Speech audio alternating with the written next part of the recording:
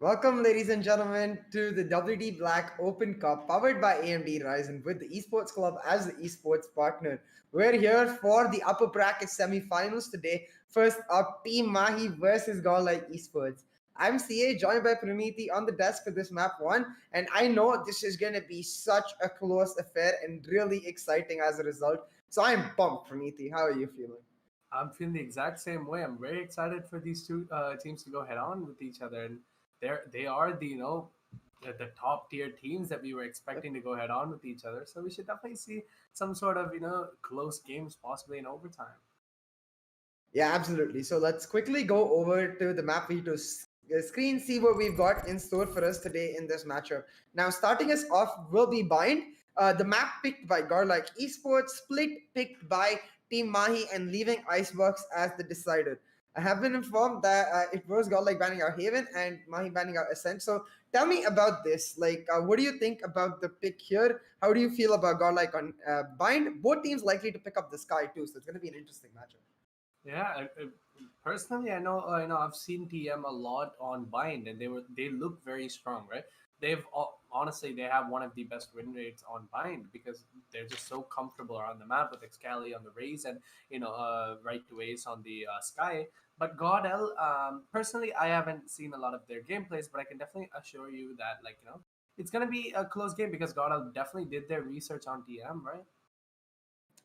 Exactly. So I expect both of these teams to have come in having done their pre-match preparation, and that's going to factor in heavily into how the mind games do factor out. We have Hevan on one side, the IGL of Godlike Esports, and Amaterasu on the other side, the IGL of Team Mahi. Both of these players, they are on point when they're able to predict what the other person likely to do. So that clash of the minds is really going to dictate how this entire series, not just the first map, goes. But on Bind, I really do want to see if there is any changes to the composition, or we're going to see the mirror. The mirror is what we expect both of the teams to play, like the Brimstone, Killjoy, Sky, Raze, and Jet. So we'll see if there's any changes coming out from either team, try to counter the other, or if they're just going to go at each other in a mirror fashion, try to get that psychological edge, be like, hey, we had the same composition, but we beat you.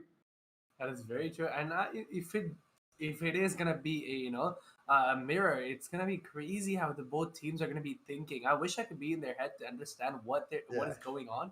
Like if it is a mirror, that means it's completely like who out thinks who. Because it's gonna be crazy, CA, and so far, them opting to go for the Brimstone is the only change happening.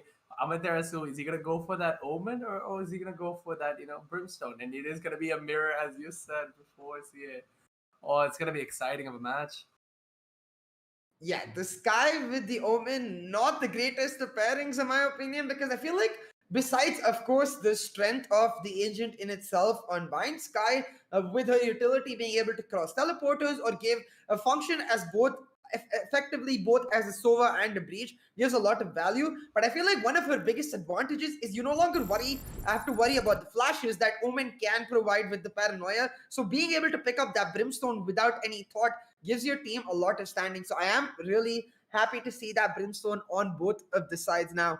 A mirror composition, as you said, I mean, I'm in the exact same boat, Praniti. I wish I could be in their heads because I know how pumped like both of these teams are going to be. But I do notice that Flex and Hevat on these player cams, which are amazing, by the way. Sorry, Flex and Shivi here, everybody in their godlike bootcamp. So that factor maybe going to play in a little bit. We might just see that extra bit of coordination from godlike esports today. Yeah, being in the same room definitely gives you that little chemistry to understand each other. And right now, it's probably what you need, right? You need a bit of equal chemistry between your team to be able to get that round. But as TM is going to be defending and Godel is going to be attacking, let's see how it goes. Godel on the attack. You see, TM, they've grouped up this Brimstone and Killjoy on this B side to hold it down. But the Sky to allow the proactive push through A means already you can see the Raze and Jet in Excali and Antidote on the flank. Now, I do notice the plant is going down, but with these flank positions, the retake could be very simple. For White House coming up huge, as well as that maker to clear out elbow, meaning Flex will clear out the flank, and Godlike in full control of this round. And there it is in a 1v5 situation already. Right away, it's going to be left alone. Possibly trying to play this out, go for a little bit of exit frags. And we see how aggressive that the push was from the side of Godel right now. So yeah, they're able to get that side control very fast. But right away, so getting that 1-2 exit frags for themselves. Possibly, just going to go for more kills as we can. And this could possibly be a ninja as well. But no, there's no time. Let's see. You can definitely see how aggressive Godlike is at the moment. They made a 5-stack push to B. Well, TM just didn't expect it, right? They couldn't go leave site and try to play for the retake.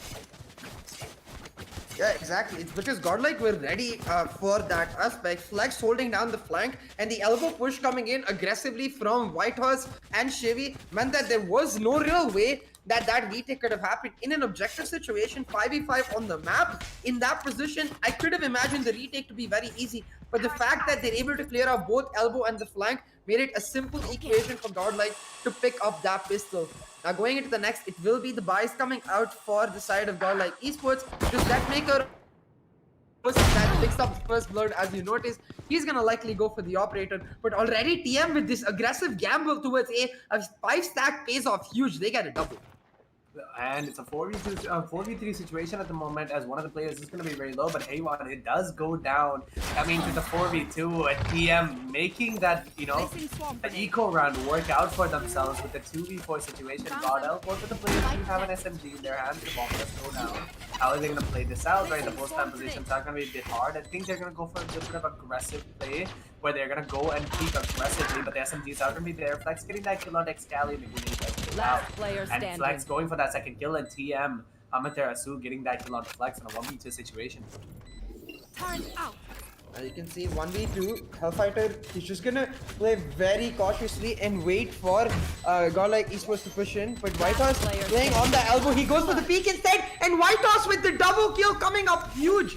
Passing through the molly just as it was settling in meant that he didn't take any fire damage, and he was able to just push through, utilize the advantage he had in terms of weaponry combined with Hellfighter's low health bar to pick up the double kill and secure the clutch for Godlike Esports. You can see already on the cams the claps coming out for Heman. They definitely appreciate that, because with the way the round started, with Mahi's gamble paying off on that 5-stack push on A, it felt like Thrifty might have been on the cards. Yeah, and that Thrifty round almost, gave TM a little bit of an advantage to go into the next round. But at the same time, this is going to be the buy round. For the side of TM, you can definitely see the ARs coming through.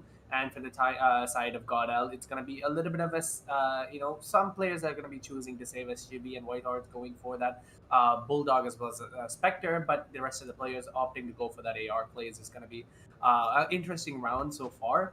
As right now, TM, they have to possibly go for that retake positions. They were able to get that aggressive plays in the first blood, that last round, but can they do that when the players are 5-stack rushing, right? Can they possibly trade themselves out so far? So right now, TM has to, I think they should play a little bit more defensive. What about you? Yeah, I do expect TM to just sort of play a lot more cautious in their approach. Might not necessarily see defensive because of the fact that they have the Sky. They generally do like to be proactive with it, but they could play a lot more information-based. Now, the Shovers contest coming through for TM going to be really important. As you can see, Godlike themselves, they grouped up around it. The alarm bot set up for Hellfighter, though instantly taken down, means they're going to have to rely on that molly thrown out by the Brimstone and Amaterasu to make sure that the aggressive Shovers push doesn't happen. Godlike, though, they're in the same boat. They're looking for information, trying to find something, but instead it's Antidote using the turret as that pseudo peak to find himself the first kill and get TM on the board. The buy round so far starting off well for Team Mahi. In a 5v4 situation, as Antidote does pick up that first kill, right? So it should be a little bit of a safer round for the side of TM, where they're just gonna execute playing off of that, but no, Avon goes for Antidote goes for the peak, and Avon's gonna be right there securing that kill, and the flash comes in out of right space, right there next Galley and right space, going for that peak and getting that kill, which is a 3v4, and possibly now the advantage is going to be on the side of Godel at the moment, as both of the or all three of the players from Godel are going to try to go for that A plan. That 30 side seconds left. flash will go out and a dash comes in, but no, Deathmaker goes down, but Flex is right there to secure another kill, and Havon right there securing another for themselves in a 2v2 situation. This is looking ahead Spike to head, planted. right? That making that comebacks with each other and not losing that advantage of a trade. Yeah, Godlike Esports in a very comfortable position, especially when you consider the fact that Flex has got his showstopper online. Flex in this Hall's approach, he's gonna pull out that showstopper, bring the rocket to Team Mahi, but instantly right Race is backing off. The rocket does land though, it's Flex picking up one, able to back off in time, will make sure that he doesn't get tagged out by Excali. Instead, it's Excali going for the push, and Flex there on the flip end to pick up another on point there. Flex on that Race, creating so much havoc in that U-Hall defense, using the showstopper to perfection, barely landing it on right to ace, and then making sure to follow up on the other side of the truck to take down Excali, meaning Godlike Esports, they go 3-0 up. That is very true, and 3-0 up means it's an advantage and a half, right? Right now, TM has to do something different. I mean, I think they're just giving rounds so far to try to understand what the team is doing and how they're playing it. That's usually what it does, and I've seen them, do that before. But can they do it? Are they doing it, or are they genuinely having a hard time at the moment? It's gonna be the question in my head at least. But what he wants to go for the aggressive peak, right? He goes for the peak, but that doesn't work out. It's traded out immediately as Deathmaker for himself. Hellfighter going for that Sheriff kill, gets a little bit of tag done, but Amaterasu gets that kill onto Deathmaker, but it's gonna get traded out immediately as Antidote with a shorty in his hand at the moment inside Una. See, this round is, it's safe to say it's gonna go to Godel at the moment, but what are we expecting from the side of TM? What can they do different to, have that little bit of a different approach to the sides or what Godel is doing? I like to see them just sort of play a lot more proactive on that Sky base. Like, we're seeing Sky just back up a little bit, and I feel like even if you're just able to get that information off the Sky, you need to try and capitalize on the other end, because Godlike are doing exactly that. They're using the Sky to force themselves onto the side.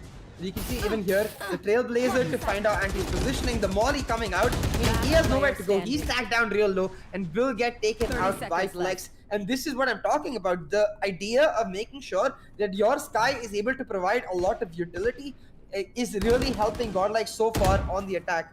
Now, Mr. last man standing, has a gun to his name, will find a really nice one tap, has that orbital strike ready, but given the fact that it's a 1v3, he's unlikely to use it. It will be Heaven going for the peak, and with the bad timing on the side of Amaterasu, it means a 4-0 in the favor of Godlike Esports. They are looking on fire today. Yeah, Godlike just definitely showing a dominant performance at the moment. DM just having a little bit of a hard time trying to adjust to the way that Godel is playing at the moment, right? 0-4 means it's definitely a big of an advantage and a margin gap for TM to try to come back. And the ult from the sides of Godel, Havon does have that Seekers in his hand, so it's going to be a possible, a clutch situation use, but Orbital Strike is also going to be available as well. And how is it, are they going to play it? Are they going to go for a defensive or aggressive style? Like, we've been asking this question for a while, and are we using that bombard as well as this? Playing as much of information as they possibly can. Antidote does have his trustable op on the sides of A. If the Jet does make a little bit of a wrong play, he's gonna go down to the hands of Antidote. But no, he's just gonna back away. The bomb is gonna be just placed in a very safe spot. The flashes do go out. Just trying to clear out towers as much as possible. Flex right now using his grenade, possibly a B execute at the moment, as 3 people are gonna be stacking up against B, and Killjoy holding down B long. And the entries has not happened yet.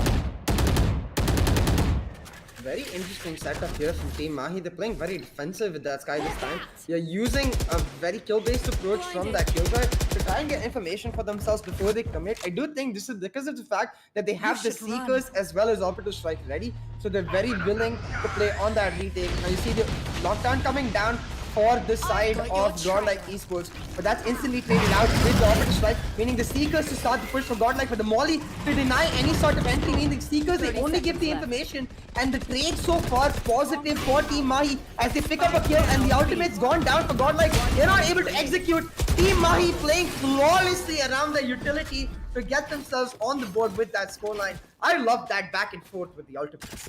that was a little bit of a, amazing crossplay happening between what Hellfighter as well as Amateus who was doing right there was just holding a different style of, crossfire. One is going to be on the cubby as well as one on the elbow side, right? In the elbow cubby, which is called Shiny, I think, right? And that was, they predicted that there was going to be a push to B because there was a lot of noise being made by the side of Godel. And giving that first round to TM is still, the opposite team does have that money advantage at the moment, and they have the buy still, so it's not going to be a bit of a problem for Godel yet. If they do lose this round, it's going to put them in a hard spot.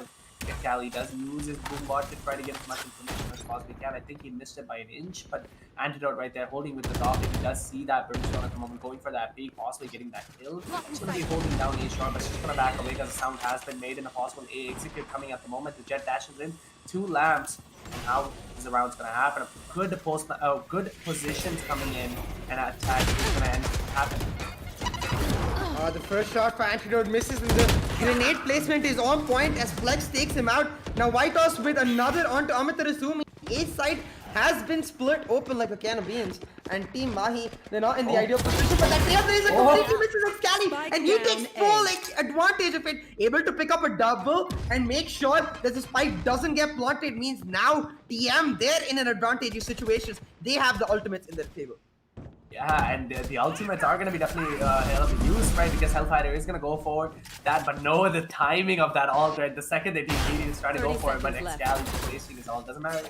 The rotations did happen to the side of B, and the plant is going to go down for the side of Godel at the moment, and Hellfighter is just going to go for that elbow push, but Deathmaker is going to be right there holding for that B, going for the wall bangs, and does land a couple of shots that nasty, and is going to put him down very low, but there is Sky still healing, and the team goes back to max HP, a 70 HP left onto Deathmaker. How can I up? Also does roll out right now.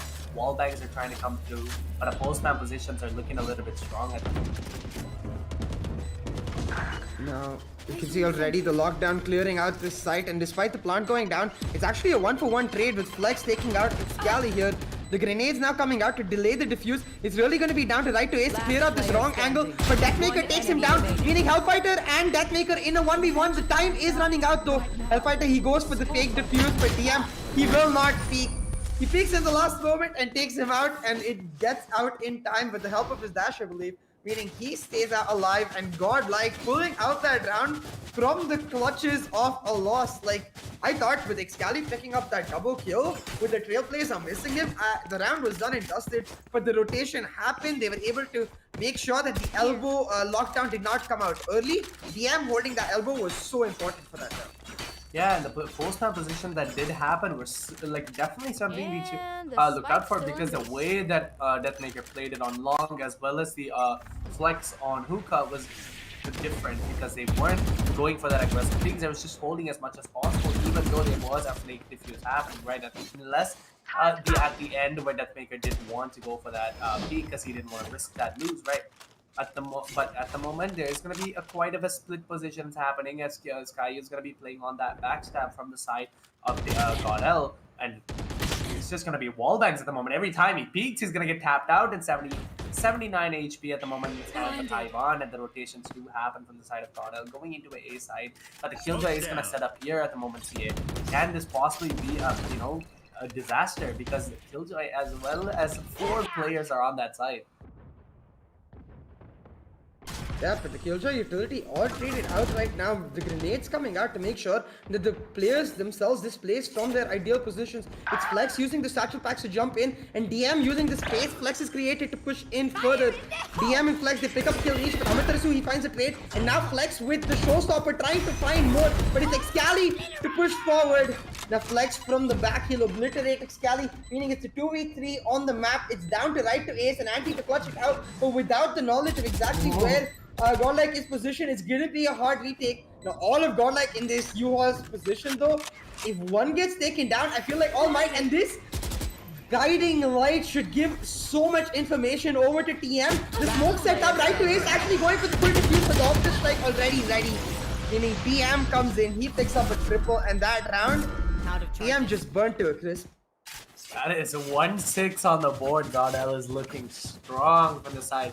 And defending side, we've seen how good the TM is, right? We've definitely seen how well they can get that information and play it out. But Godel is just outsmarting them every time at the moment. But using that plays such as three players are hiding inside lamps. You wouldn't expect that, right? No team would expect that all of the players are going to be hiding in one position. It's usually going to be like one showers, one long, one hookah, or one side or something like that. But one pocket could possibly be the option. But right now, with the way Godel plays it, I think they're ready, and I think they want to prove to the world that they are improving a lot from the side from their sides. The effort that they put in is definitely showing, right? They have that strategies in hand.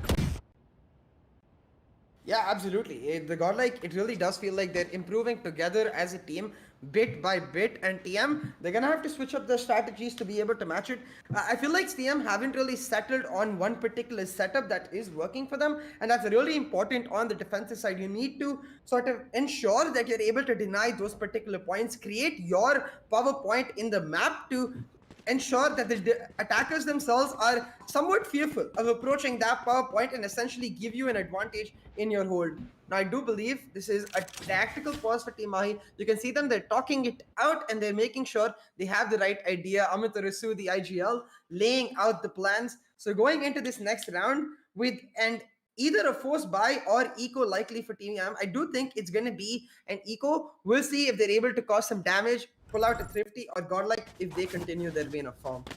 Yeah, if TM does lose a little bit more rounds, it's going to be a shaky comeback, but it is going to be equal on the side of TM. But Excali just choosing to go for that AR, the Vandal plays because he does have more money on his hands. And right now, how are they going to, sorry, how are they going to play around the way of, with that AR, are they going to funnel the way that Excali is going to be playing? An Antidote's going to have that ult in his hands. It's going to be holding a little bit of an off angle at the moment. And Deathmaker just holding for that push, and he wants to go for that peak. Doesn't really work out. Right to Ace going for that flash, but no, Excali's Flex is going to get that kill on the Excali at the moment, and a TP comes in and going for that Ace. Can he get the kill? But no, it's just a massacre at the moment in a 4v1 situation. The push was not the best thing to do, CA. Yeah, they tried to go for the eco rush. It did not work out though. You can see right there is. He's picked up one kill, and that's a decent bit of damage done for TM. It's just a matter of whether he can do a little bit more. Now right there is making his way from B long. Can't go back to site or go for the CT flank because White House is already ready in the attacker's side spawn to take him down. So right to Ace, he's gonna have to go for a face front approach, and that's gonna be very difficult with both DM and Flex. With the spike planted, they're playing for that CT angle. A very smart approach from Godlike here, giving the respect to right to Ace, despite the fact that it's 1-3, knowing that they don't want to risk it, give those 1v1 duels. They've established themselves in CT, and with this plant, it feels like there's no dice here for right to Ace. And a 1v3 situation, can right to Ace clutch this out. Going for that aggressive peaks doesn't work out, but Flex is going to get that 3k for themselves, and again, and an advantage. This is, you see it right now, they're holding a 1-7 and 6 round lead against TM, one of the best teams in India at the moment, right? And them being able to do this is just crazy, and how much effort they've put in. What do you think is Godel doing different that TM is not? I do think it's coming a lot of it down to how much Godel is able to stretch TM out and make them play for the trades. Like on the attacker side, getting trades is almost always advantageous for you, because if you're getting a 2-for-2, then in that 3v3 situation, you're the ones dictating where you want to push, and the defenders, they have the burden of having to protect multiple angles, multiple sites at once. So the fact that Godlike is continuously getting these trades means that it is really working out for them in their favor, and I'm seeing a lot of decisiveness from them that is just combining with it to make sure that this lead is exponentially increasing bit by bit. Now you can see for Godlike Esports, a lot of utility used here to try and get some info. They have got noticed that there are at least a couple members in New Hall, but now having made all of that noise, I do think they should go for the rotate, but the way they're stacked up, I think Praniti, they're going for the execute here on it. I've got your trail. Too. Right now, I think they're gonna play for that little bit of safer position, but the ult does go out. And Hellfighter going for that, just killing as much of the secrets as he possibly can. Going for that push out. Danny gets that kill, onto Deathmaker at the moment, and the push doesn't happen. Amaterasu getting that kill on the TV, and Flex is going to Golden Storm does go out, but Flex, Hayvon, as well as Flex getting a 2K for themselves, and Hayvon getting a single for himself in a 2v3 situation. Excali going to be on that flank. Flex is going to hold a little bit of round. Doesn't check it, but does get that kill on it. Flex at the moment. One enemy remaining. Excali is just popping off right now, CA. Standing. Excali getting the double foot. White Horse again. 1v2, pulls out the clutch, checks multiple angles, and you can see Godlike, they are hyped.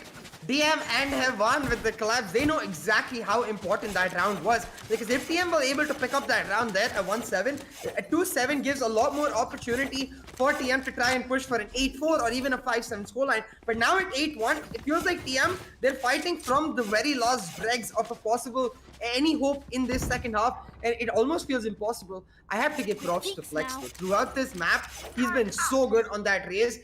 Always aggressive and creating so much space for his team, combined with the fact that he's winning duel after duel. It feels like there is no stopping this guy.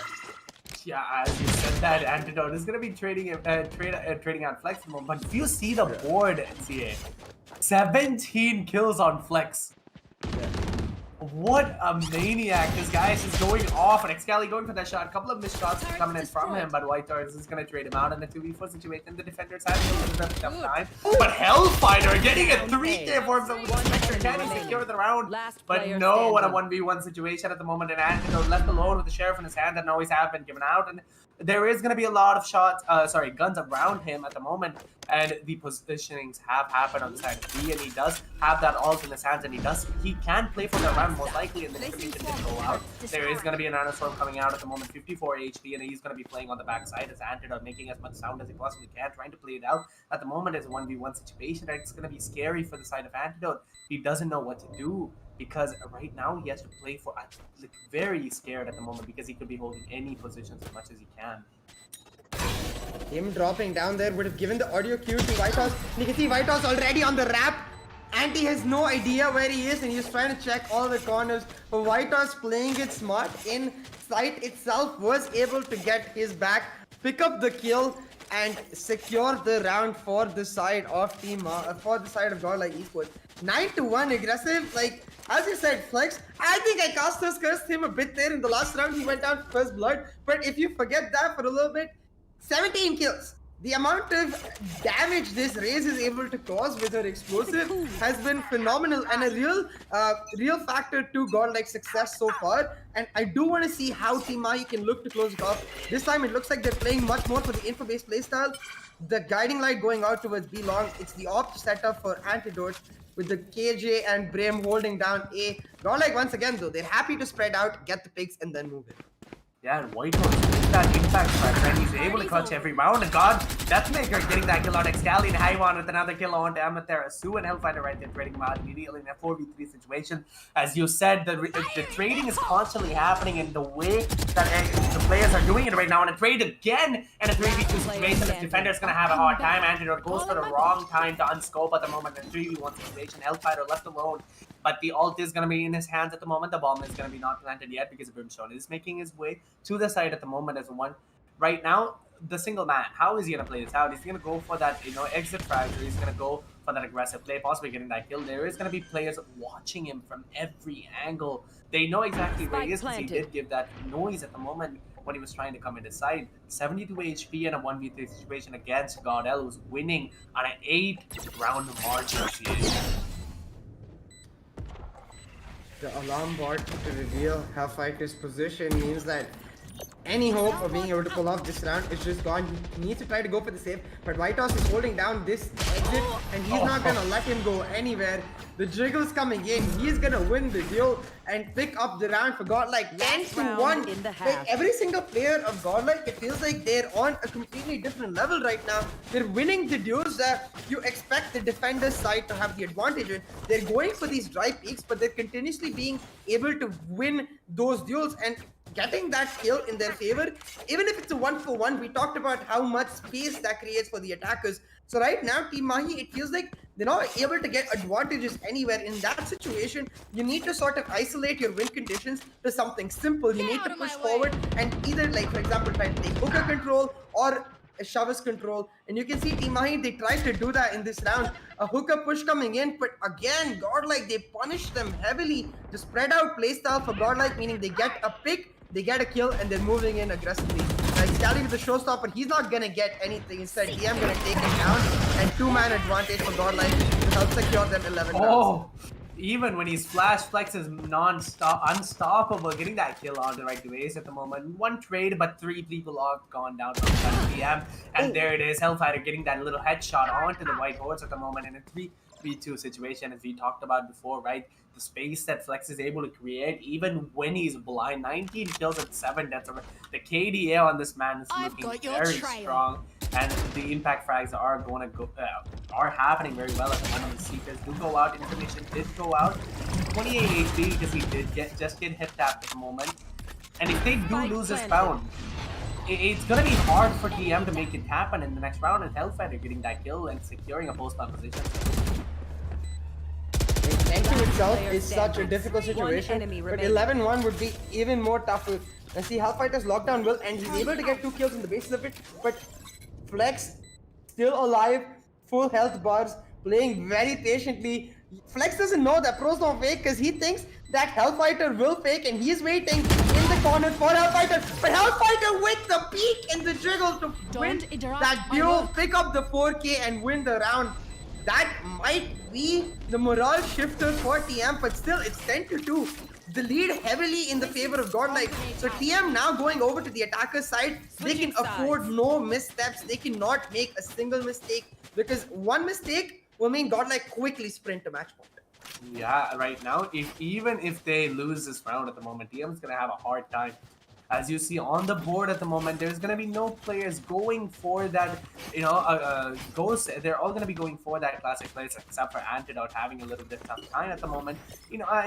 Not having the very best game, but he's going to opt to go for that Ghost and a 2-10 lead on just a second half. How is it Godlike pulling this off the way they're playing? I think TM is giving way too many aggressive peaks. I think TM needs to play this a little bit safer, not give that many of 1v1s and not 2v2s, right? I think they should be able to get that trades off of each other, because the way Godlike is able to capitalize on it is very insane. And Antidote going for that aggressive peak in Showers again, trying to go for that 1v1 pick or the 1v2 pick at the moment. They have to capitalize on every pick that they get. They have to be better than Godlike at the moment on attacking to be able to come back from the position that they're in at the moment. Yeah, exactly. They need to be just as diverse as Godlike have been, and it looks like they're ready to do that. The ult-top control was huge. That combined with the fact that Hellfighter was able to win the long duel, get that first blood, is going to pay off for them. Now the flash is going out. Heavan, he missed the first shot, but was able to land a second head to take down Excali. But Amitarasu ready for the backup, meaning the Heavan will go down. The spike gets planted. The alarm bot set up for the elbow. The nano swamp set up for the plant itself, meaning they have hooker control and they have long control. And it's going to be a very tough retake for Godlike. Antidote picking up that kill onto White Horse at the moment. The post positions do happen, but it's going to be pretty hard for the side of Godel to make this clutch happen, because there's going to be 2 people holding down hook and 2 people long, and they don't have that many ability to possibly make it through. But no, there is this. Should be getting that, possibly saving him from Amaterasu. Aggressive peak, and right away he's getting that kill at a 3-10 and possibly a 4-10, because the next round is going to be an equal round, but they do have enough rounds to go for that force buy at the moment, right? Godlike can definitely do a play such as a force buy, because they have a pretty solid lead. Imagine having 7-round lead against one of the best teams at the moment, right? So they would be a little bit confident to go for that aggressive peaks at the moment, and they are winning every bit of their 1v1. But what do you think, Thea? How do you think TM should play this? They were a little bit way too aggressive on the defensive side, but now, do you think they should play it the same way or a little bit more pick-based? I like the way they play the pistol round, focusing on the ult-top control, line together, impact ultimates online as soon as possible. That's going to be really important. And now you can see them doing exactly that. They know that they have the bucket advantage. They're going for the rush, but Excali doesn't check the top corner. He gets taken down, but those weapons coming up huge, because the squad of Team Mahi, they push him from long and they avenge Excali's that multiple kills going down, leaving DM last man standing with his position revealed. Has to use his cloud burst to pick up a Spectre for himself. But 1v3 with elbow, CT, and long control in the favor of Team Mahi means that DM, he's facing down just the Mariana Trench essentially. This is almost impossible. Yeah, and he's gonna get spotted out with that turret. And he's having a hard time 1v1ing that turret at the moment, but he's fine. It's 11 bullets left in his gun, 58 HP in his hands, and he has to play as much of the exit frags as he can. Remember that he cannot save at the moment. If he did save, he's not gonna get that best buys, right? Because there it is. The sounds have been given out, and he's going for that aggressive peek, going for that. But 34 HP, Hellfighter gets that kill on the Deathmaker with the Spectre in his hands and a 410 at the moment, and Godlike is going to go for that 4 spies, and this could possibly mean that it's going to be 11-4 because TM is going to be forced to play on that SMGs, and only 2 players, Antidote as well as Hellfighter, are going to opt to upgrade to an AR. Right now, in attacking side, you would say that the SMG is a little bit better because you can just go in and aggressive and just pick them out, but at the same time, you're fighting Godel at the moment, who are so defensive, or at least so far they've been defensive as what I've seen in the sides of defense. But right now, Godel going for that aggressive play, or TM going for that aggressive play on long, using this Sky's flash, just trying to get all the information as they possibly can, and an A stack coming in from their side, and the rotations do happen. Ivan using Dark to try to clear out all the sides of the ball. And there it is, the information has gone out. Now they're going to play this out. Yeah, now that they know that Godlike is on the buys, they're playing much more for the information-based playstyle. But those TPs from being long will give a lot of information to Godlike, and I'm expecting these TPs to not be the hell of a rush, but actually it's going to be exactly that. TM trying to push in aggressively onto A side. The turret will spot him out, so the guiding light's coming out for right to Ace, but the guiding lights actually ended up flashing a couple of his team members. Now the mollies for Chivi as he tries to hold it down, but it's Excali picking up that first kill. TM not in the greatest of positions, and Deathmaker with the perfect crosshair placement for where he expects the spike to be planted, will take down Hellfighter to deny that spike plant. And now all of TM, like 3 members of TM grouped up in this U-Haul, it's really going to be down to right to Ace to create some space for them on the side. 30 seconds left. He's going to be hard at the moment. One player is going to come out right away. He's getting that kill on the White Horse at the moment. He's going to be very low on the HP. There's a 4v3 situation. Thank God I'm making this happen, but no, it's Scally. He's going to get that kill. Deathmaker, like Flex, getting that trade instantly on the right ways. Last player standing. Defenders having a hard time, and Excalibur getting that kill on the A1. It's a 1v3 situation at the moment. The bomb is going to be planted, and all the players are going to be cooped up in 2 different spots at the moment. The bomb as well as a short, and going for that aggressive play. This is a couple of shots, but like securing that kill as well as Antidote trading man immediately in a 5-10. At the moment, TM is making that comeback happen at the moment. CA, they are able to capitalize on the picks that they're getting, and they are making it happen. A bit of a funny interaction there. If I'm not mistaken, I do think Avatar's shots, my bad, ended up landing on Flex's satchel pack, and it saved his life for a second. He did end up getting taken out by his teammates, so that did mean that the buy round went in favor of Team Mahi, and now the eco force for Godlike, meaning a lot of breathing room for Team Mahi with this round to try and just remove that scoreline gap as much as possible. I have to say, Praniti, like with those TPs coming out from B-Long, I honestly assumed it was a bamboozle play. Like they were going to go for the complete wraparound, go back to B, but TM very decisive. They had their sights set on A and they made that push work despite being delayed by the very nice molly placement by Shivi. Right to Ace created so much pressure and allowed for a lot of space to open up for Team Mahi with his own Shaw's push. Yeah, that was definitely something, we didn't expect because there were 4 people on that side, right? How did they lose the 1v1s that they had? Godel should definitely be able to get that. They did have the better advantage of guns, but they were all playing on close angles, which should not have happened when you know that the opposite team is going to be opting to go for that SMG play and play for that bonus round for the next round.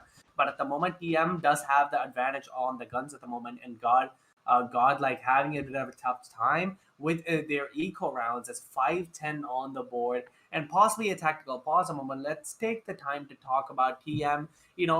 Hellfighter carrying his board with 17 kills, a Sentinel having such a good game at the moment, and Flex leading his with 22.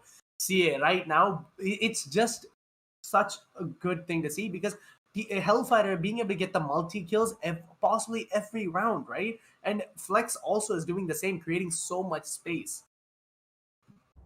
Yeah, exactly. Like, It really does feel like it's a battle of these just phenomenal players.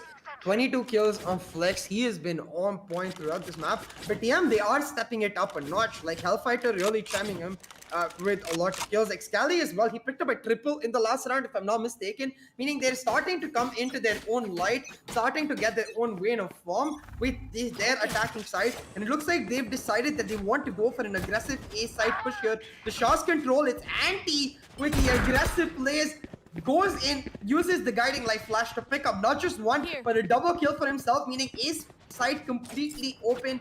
TM, they can go for the comfortable plant and play for that post bucket. Spike planted. Very true. Flex with that Bucky in his hands. He has to just play for the exit frags at the moment. TM Antidote is gonna have that as the Vandal in his hands at the moment, right? So this is going to be a little bit of a tough retake for him to ask. They can possibly go for that eco play. They can go for that exit frag. DM making an aggressive peek, but Antidote just says no one gets that kill. Possibly going for an ace. Gets another kill, but no, Excali is like, my ace, I'm not giving you anything. And it just feels like a lot of Flex at the moment. An eco play coming in from the side of Antidote, just fragging out of his mind on that round. 6-10 lead. Oh, sorry, 6-10.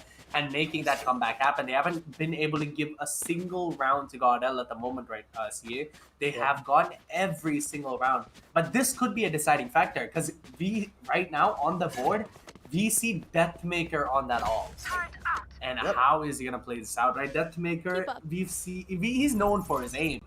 Right now, can he make it happen for his team? Can he get those kills with that off and an aggressive push coming to showers from the side of DM? Now, the Showers push once again for Team Mahi. This time, actually sacked as they expect a counter, but it doesn't work out for them because the Molly set up, meaning TM stopped in their tracks. It's Shivy with the aggressive peek using Hevan's guiding light to get the opening kill. The Seeker's now coming out for right to ace. They're trying to get something happen, but this might just be forcing down an area where they don't have control. He spotted the barrels though, and Antidote, they're not expecting the Savage push Godlike, and they get punished heavily. Antidote and right to ace each pick up a kill, but Flex is already there to make sure it is even on the scoreboard. 2 for 2 for both of the teams. The heal now coming out. It's Flex to pick up another, but right to ace with the cleanup, meaning the site is open, and now a 1v1. I'm not sure who is going to clutch it out. Yeah, 45 seconds left on the clock at the moment, and 150 HP on the sides, on the hands of right to ace at the moment, as he's just going to be, Hellfighter is just going to be playing back on CT at the moment, not just waiting for that plant, waiting for the audio cue before he makes any play. The DP does happen, and the bamboozle we were talking about happens from the side of right to ace, and Hellfighter just making that play back onto B side, but I think he's going to realize in a bit that it is not a B push at the moment. It's going to change back immediately, and the bomb is going to go down on the sides of A, and this is such a good play. Though, you know, Godel didn't expect this. White Horse, you know, this is the 4th time he's going to be on that clutch situation, and right away he's taking an aggressive little positioning right there. If he goes for that big, he's going to be dead, but no! White Horse managing to come through at the last second. He's made every clutch happen, CA. Every clutch that he's left out, he's making it happen and possibly going for that op on Heaven. Damn, what is going on? Why is White Horse is just like, his impact frags are crazy, CA. Yeah, exactly. Like that round was like ridiculously huge for both of the teams. If TM have won that, they get it to 7-10 and they get another eco to reduce the scoreline further. Right to ace with the smart macro play, going for the TP and then the wrap around to A side. This is really good because this is the biggest disadvantage of the Killjoy. If you have a Cypher and your utility is set up in that B side, then your utility will always be present. You're not one to take it down. But the Killjoy, she has to move with her alarm bot and turret, meaning that there is nothing available in B side, meaning White Horse himself has to go check on it, and that fact used by right to ace very well. But damn, the aim from White Horse has been on point in these pressure situations. He's able to continuously win duels that result in straight up results for Godlike Esports, translate into wins, and this has resulted in them now having a 5-round lead, making sure that their eco not broken just yet, and that operator stay for Deathmaker, putting a stop to Team Mahi's momentum, meaning this round so important. Can Team Mahi just be resilient and bounce back after that? Like, it has to be a shattering loss, or will Godlike just grab the momentum and run away with the map as a whole? Yeah, right now you can definitely see how slow TM is trying to play this out, right? Because they're just waiting for that playstyle and going for the couple of flashes, trying to get as much information as they possibly can, flashing a couple of his own teammates right ways, does give the entry into sight at the moment the dashes do come in and possibly goes for that flank, and there is going to be a player on the flank at the moment, just much spray as he possibly can. The bomb is going to go down on the side of B, and everything does happen as the alarm bots now go out, trying to give as much information as possibly can. Antidote holding on that aggressive angle on the sides of Tuna Can at the moment, right? There is going to be Deathmaker on this ult, and there is going to be the dog going out to clear as much information as possible. And there's not very good Deathmaker as well as Antidote trading now. Oh my god. Trades are going across the board, and TM just comes out on top as Shivy kills his own teammate. What just happened? Like, I couldn't finish my sentences, and they just round ended. Like, it was just chaos, right? I don't know what's going on. Like, sometimes they're like having it. Like, TM is just slow, and then they're like lightning fast. Yeah. Yeah, I feel like that sort of unpredictability really helped them in this round. I thought Godlike, they chose to play on the retake, as was obvious because of their ultimates, but the ultimates not really communicated well with respect to their execution. Flex ended up going down to it, and the Trailblazer not spotting out Antidote meant that he was in prime position to deny any sort of CT push. He did very well. The flank by Hellfighter to just get the icing on the cake. That makes the door with just the ghost, picks up a double kill and secures the gun for himself. But the Seeker's now coming out for Team Mahi. They've got A-side control and they're looking to hold it down. But Deathmaker with his new gun, he's already taken out Antidote and made it a 2v2 on the map. Now you can see DM doesn't have this guy available to heal him, so the health advantage is going to be in the favor of Team Mahi. Yeah, the flashes do go out. The information has been given out. The dog is going to be right there to get as much information as possible. And both players are going to be on the side of CT. Or sorry, A short at the moment. The all does go down, which means it's going to be cleared outside. As the right to Ace is going to be just backing away, possibly going for that Evan play. But no, the bomb, the spike is going to be possibly going for that defuse at the moment. As right, Deathmaker is going to be. Oh, the lineups are happening. Deathmaker with a 4K for himself. Can he clutches out? That volley did not give him enough time. No, he let go. Oh, Amaterasu coming out on top, getting a 4K for himself with a counter play. Just countering Deathmaker's 4K. I think the Killjoy had that round in his hands if he didn't let go. That bust just didn't happen. There's a what? I'm just okay. So yeah.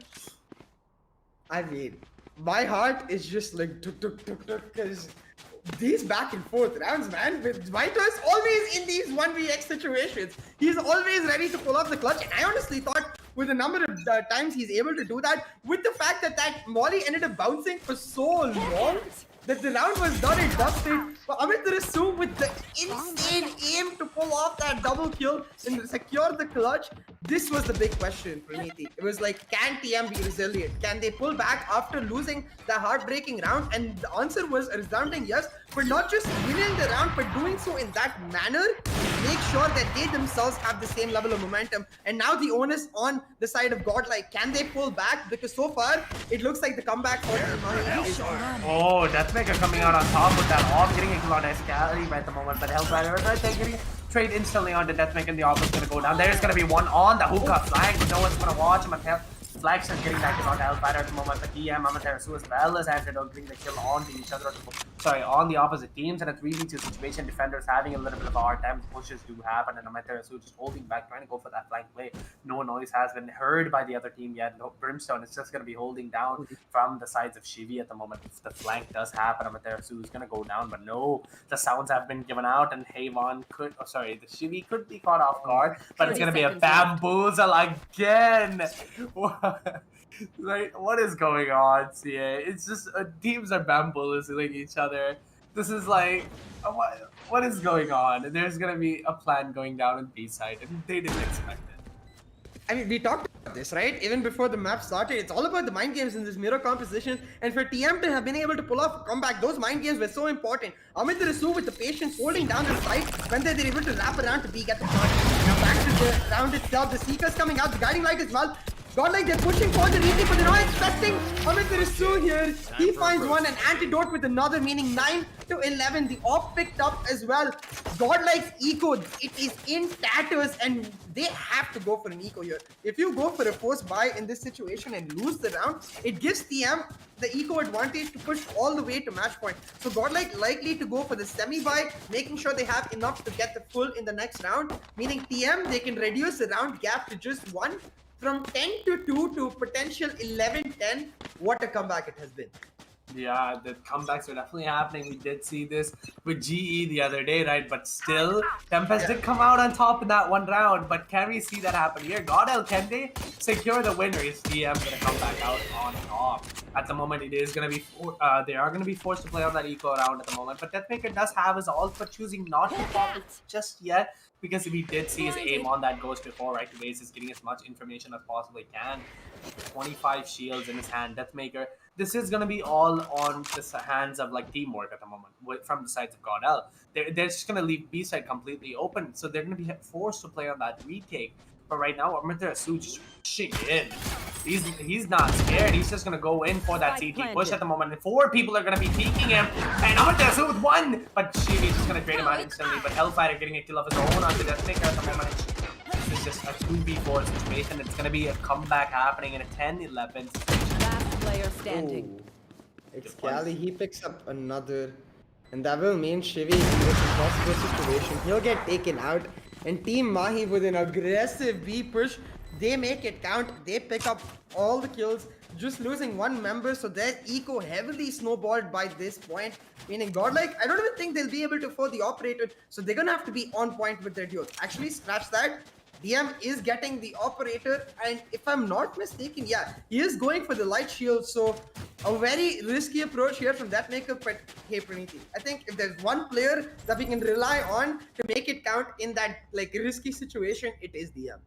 Yeah, DM with that aim of his, right? He's able to take on 5 players at once, but can he do that against the best team, or one of the best teams in India at the moment, right? Deathmaker is going to be holding down on long. No sounds have been made yet. Excali going for that aggressive push onto Showers, and Antidote's going to be right there to back him up, but no one's going to be on that side to be long at the moment. Or they are going to be there, but there's not going to be any aggressive peaks or sounds made. But right away, is going to be holding down backstab as Deathmaker possibly going into the hands of Amaterasu and possibly getting that kill, but no, Deathmaker misses a shot. An unlucky play coming in from the side of Godel, and a 5v4 situation at 10-11 on the board, and possibly any equalizer from the side of TM. Can they secure another round? If they do, it's going to be all gone, because the next map is going to be very scary in the hands, right?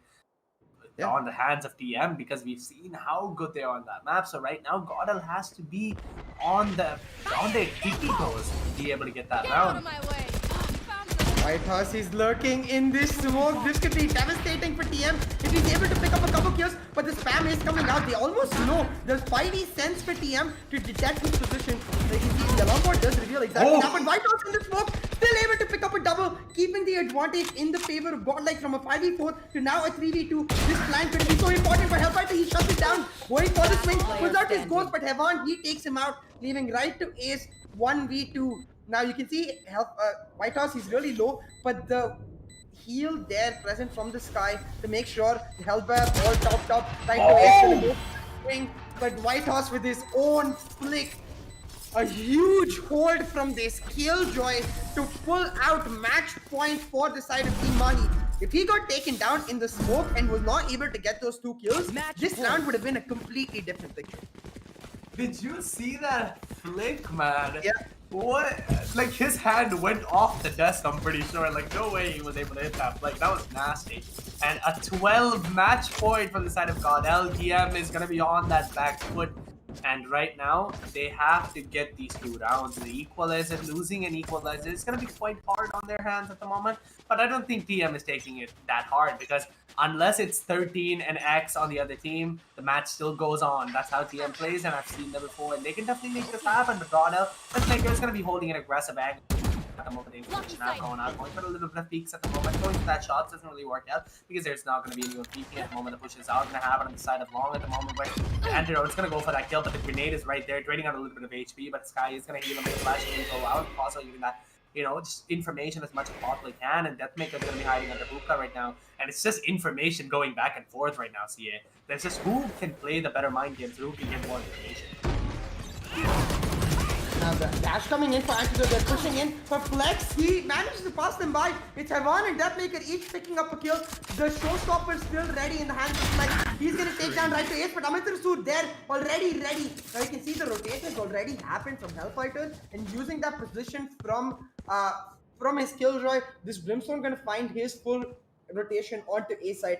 Has the Operative Strike ready, but you can already see Shivy. He's on the flank here, holding down CT, and I feel like if the plant goes down, Shivy should likely end up instantly using the Operative Strike to deny 30 it. seconds left. So TM, they're playing it very slow, and they're waiting for a kill before they commit.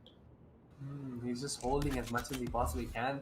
The smoke, he does have one smoke left in his hands, and I think Amaterasu is also going to go for that orbital strike play. We expected an orbital strike from Shivy as well, but we didn't really see it. Hellfighter going for that aggressive peek, possibly losing his life, and he does lose his life. That double peek coming in, Amaterasu getting that headshot coming out of the top on a 1v1 situation. The Killjoy does have the ult, and he could possibly secure that round, and Amaterasu is going to go for that orbital strike play as well. He's really holding on to bench at the moment, as Whitehorse left alone again in a 1v1 situation at the moment. The orbital strike does go out from the side. There's a possible defuse, and he does not check his back, but no, the round is going to be long!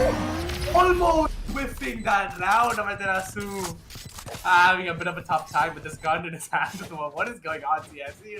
I see you having a fun time with this game so far. The hints of a smile on Amitara's face there. He realized how close that was, way too close for comfort for Team Mahi. But hey, the shots did end up lining, and the kill did come through, meaning Team Mahi was able to keep themselves alive in this particular map. And with that round win, I think the most important factor we're going to see on the scorecard now, the buys broken for Godlike. You see the Stinger for Shivy, the Spectre for Heaven just goes to play on the Blade Storm for Deathmaker, meaning the TM, they're in that prime position to be able to pull it off. They have the Seekers ready to do so as well, but they're being very cautious. They don't want to make a misstep. They cannot afford any bullets going haywire now, because if that does happen, just at the edge of their comeback, at the point of going to overtime, it will be all null and void if Godlike pick up the win. So TM playing very slow here, waiting for the push. It's guiding lights exchanged over at the A side. Both of the teams getting a little bit of information, but so far, not a move made. It's game of chicken at this point, Praniti. This is definitely such a defensive game from the sides of both of the teams at the moment, right? 11-12, and right now, Godel is on that back foot because they have that less of a bias compared to the side of TM at the moment. Right now, Deathmaker is just going to be holding as much as he possibly can with that Blade Storm in his hand. And he doesn't want to go for that aggressive peek. None of the team players from Godel is going to go for that aggressive play. It doesn't matter, but there's going to be the push happening in Godel, Shivy, as well as Hayvan getting that kill. The Hellfighter is going to trade him out instantly. The side of TM going to that B side in a 4v4 situation at the moment, as Hellfighter is going to be very low on the HP, 24 HP. The trades did happen. If he does go for that peek, Deathmaker gets that kill. The moment's going to be down, and Antidote getting the kill on Whitehorse. Instead, trades are happening. 3v3 situation, 14 seconds left on the clock. All they have to do is just hold for that bomb. Put an Antidote with that bomb in his hands. 8 seconds left on the clock, and it is going to be, I think the equalizer happens here. Spike planted. Yeah, we're at the brink of that clock going down. TM able to pick up the kills. Excali with the double clear out CT. But now Flex in this 1v3. He's picked up one. But Cali will not let the clutch happen. He picks up the trade, and now they are pumped. You can see the fist bumps coming through. They are ready to get it going. From 10-2, they make sure they get their own 10-2 to pull us to overtime. Damn, Praniti, this matchup, this is our semifinals, but it looks like one that could have easily been the grand finals with the way they played. Very true. And 12-12 means both of the teams are scared right now, right? Their hands should be shaking. They don't want to lose this map because it's going to give you the head start to winning the series at the moment, right? So you don't want to lose the first map at the moment. Both of the teams are going very head-to-head and neck-to-neck at the moment. Right now, like, Godel should definitely be scared because we saw how much big of a margin they had. They had like a 10-2 on their side and just leaving that on second half. If you look at the scorecard, do you see how in the first half it's Godel or TM picking the 2 rounds, and the second one it's just Godel picking 2 rounds. It's so symmetrical. Like these two teams are just better on their own sides at the moment, right? So this all relies on who's gonna come out on the other person's side. Overtime, CA. I'm excited.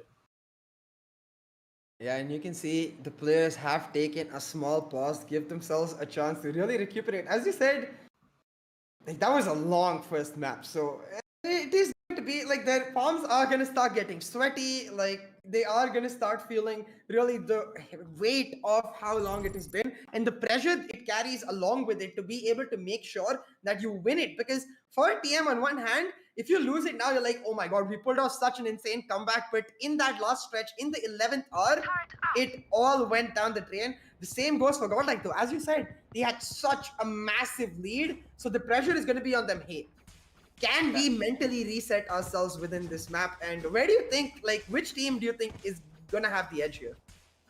That's honestly, it's very hard to say. I think if Godel can pick up the first attacking round, I think they would have a little bit of confidence boost, I would say, because they would be able to get that first round.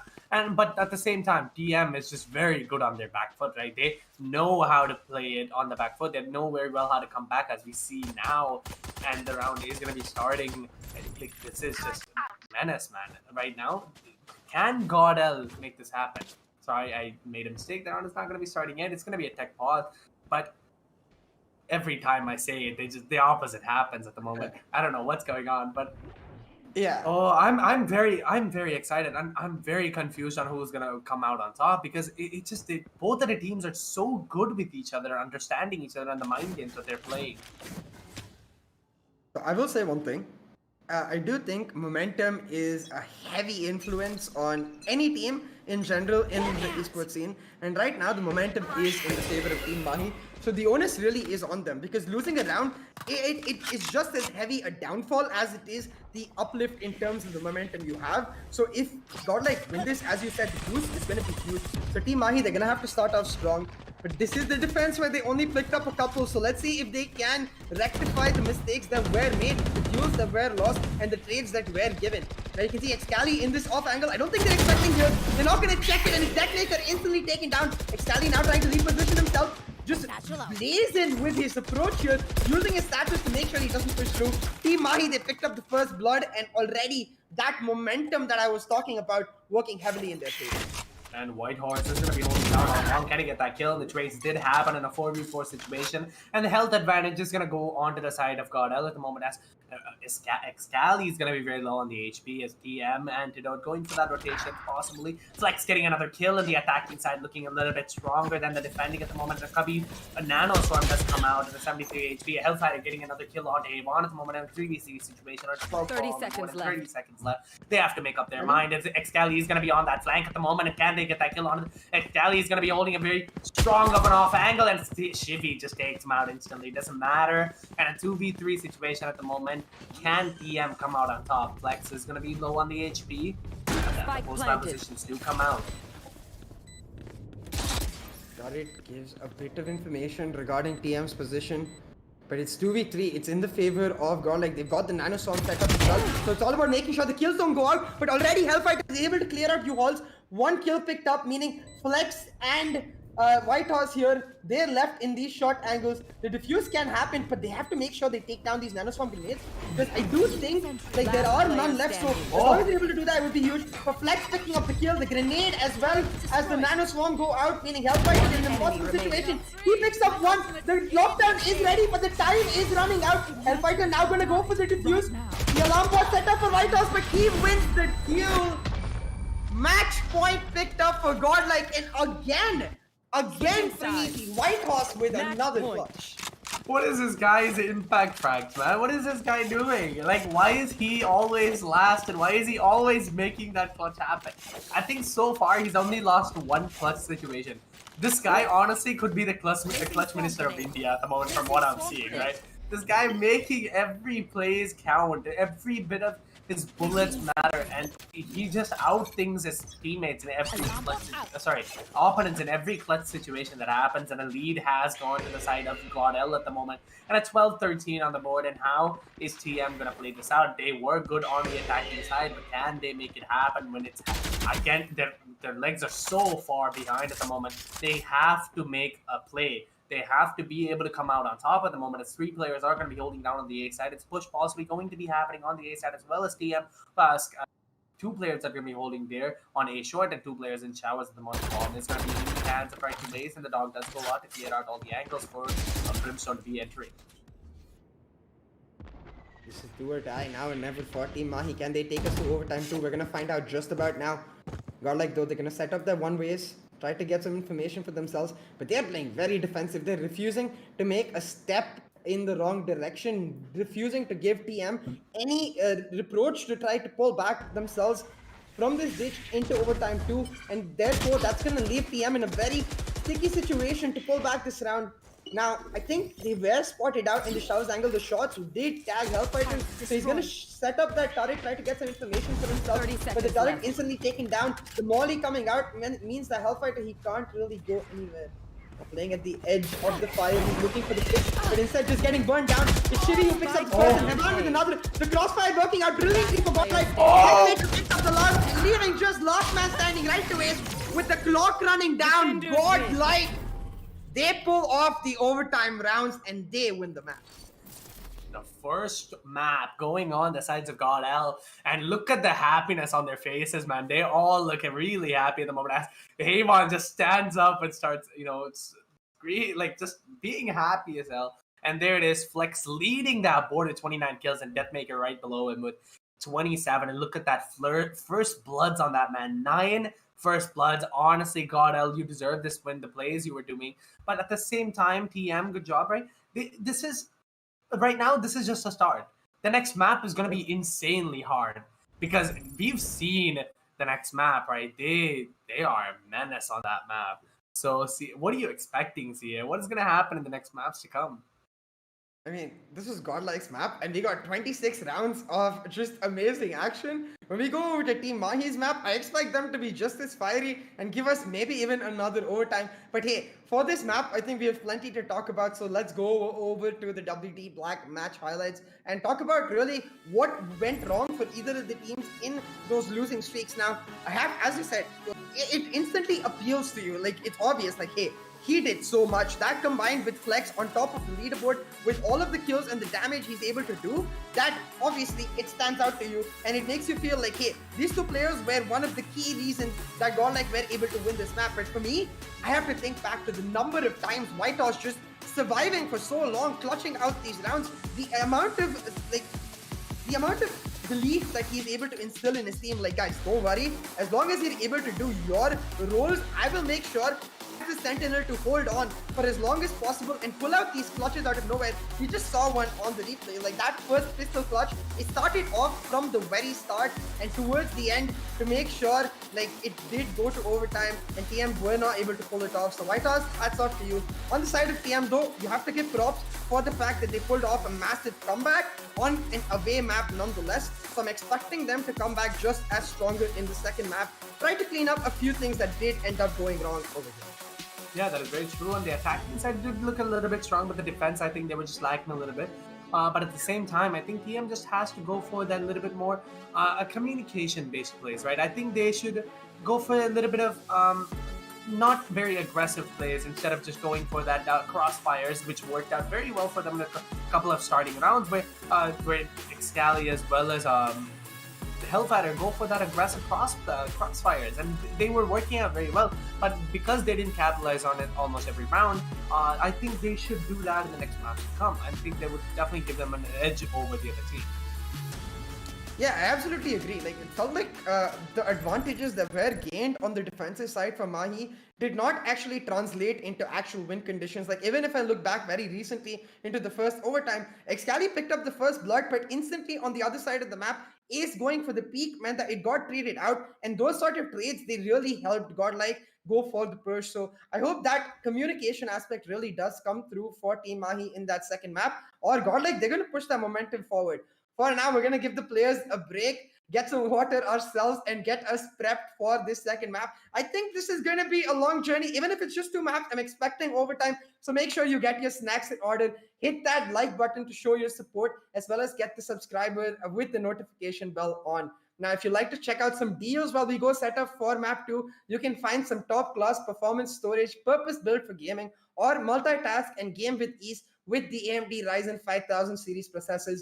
Both links in the description below for you to get yourself some amazing deals. We'll go set up map 2 and be back real soon with the WD Black Open Cup powered by AMD Ryzen.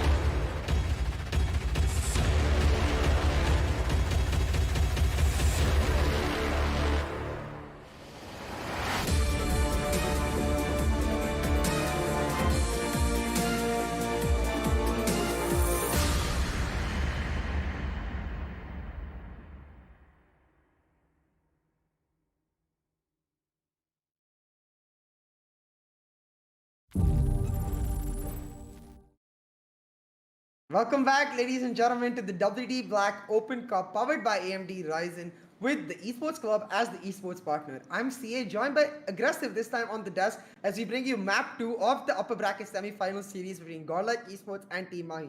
Now, Aggressive, map 1 was won by Team Mahi 14 to 12. So let's quickly go over to the map 2 map veto screen, see what we have in store for us for map 2. Now, we do know that Bind was picked by Godlike, TM picked Split. So, do you think they can pull it back on Split? Do you think we're going to see Icebox? Split is one of the weaker maps for the side of Godlike themselves, but still, with Flex on their roster, I'm really looking to see how they're gonna be coming out.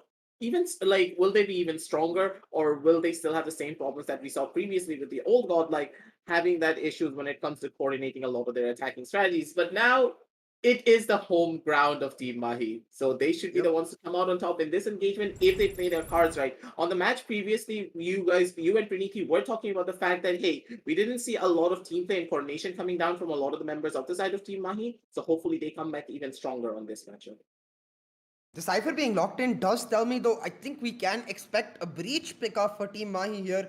You don't want to go for the Sage Cypher combination, so Hellfighter on the Cypher should mean that we are seeing a breach, but what I am excited to see is it possible that we might see a breach stage? It's something that is played a lot by European teams, like they tried to go for the double bonanza there, but right now with Excali hovering over the Rays, I expect he might to go towards comfort, and that is Amaterasu on the breach. Ace picking up the moment, but Evan! Okay, let's go! Viper coming out for Heaven, and I really like this pickup. I think, of course, besides Icebox, Split is Viper's best map without a doubt. So Heaven picking up this agent, it's gonna be really spicy here. Diwali came early for CA, it seems. Especially for the first time in forever, we have actually seen a Viper pickup on Split itself. So I'm going to be giving CA most of the breakdown potential because he knows Viper more than me when it comes to this map in particular. So this is going to be an incredible matchup. It's going to be a really interesting fight to say the very least, because I do think that this pickup by Hyvan going onto this Viper basically nullifies the breach just a tiny little bit if he can use his walls and his smoke clouds properly. Exactly. It's all about the walls here.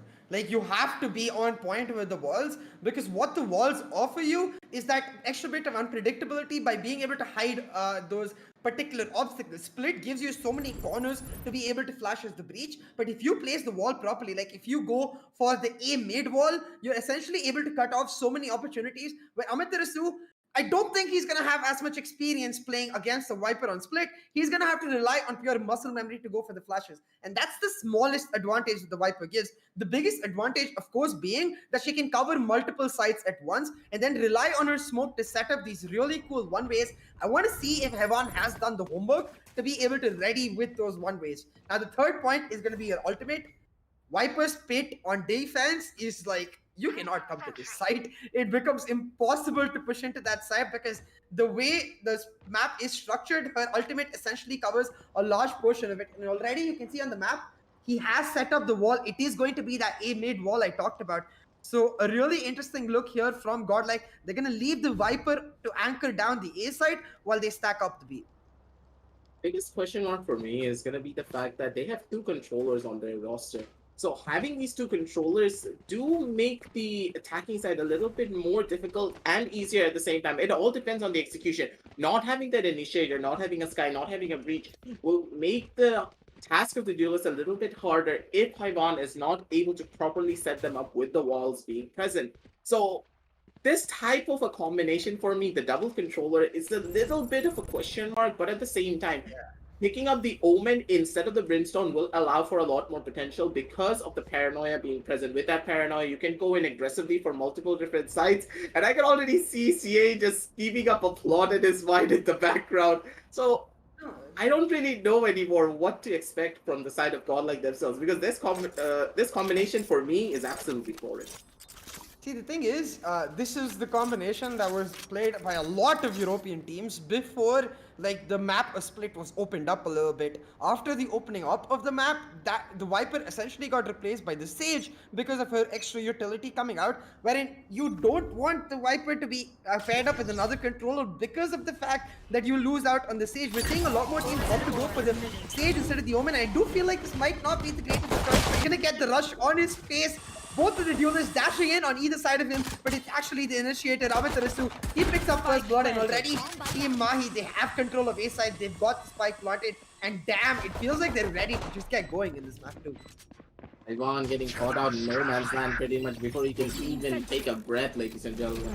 And already it is 5 versus 4 in the map. The retake scenario not really going out strong. Deathmaker probably getting the first initial kill down on the Hellfighter. If he does spot it out, but look at Whitehorse, he gets the first initial one. A grenade straight to the face of right to A, shutting down one more Hellfighter. Chimes in with his own kill. Amaterasu, he gets one Hellfighter with another, and it'll chime in for the back end to get another one of his own. And Hellfighter getting a second down on the Chevy. Well-placed shots and good positioning from all the members of the side of Team Mahi. Being able to swarm around all the members of the side of Godlike, catching them off one by one, and a good execution of an attack coming down from the side of Team Mahi. And this round is a perfect example of what I'm talking about. Like, essentially, when you pick up the Omen with the Viper, you really sacrifice a lot with respect to how you're able to hold down a defense. This composition is going to be really good on attack, assuming the coordination is there for your...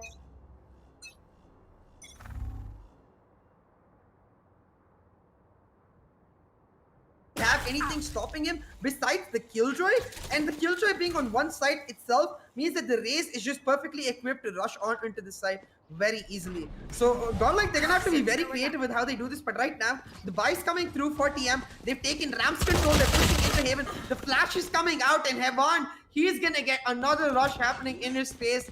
So far TM, they're in full control, and the map so far panning out exactly how they expected it to.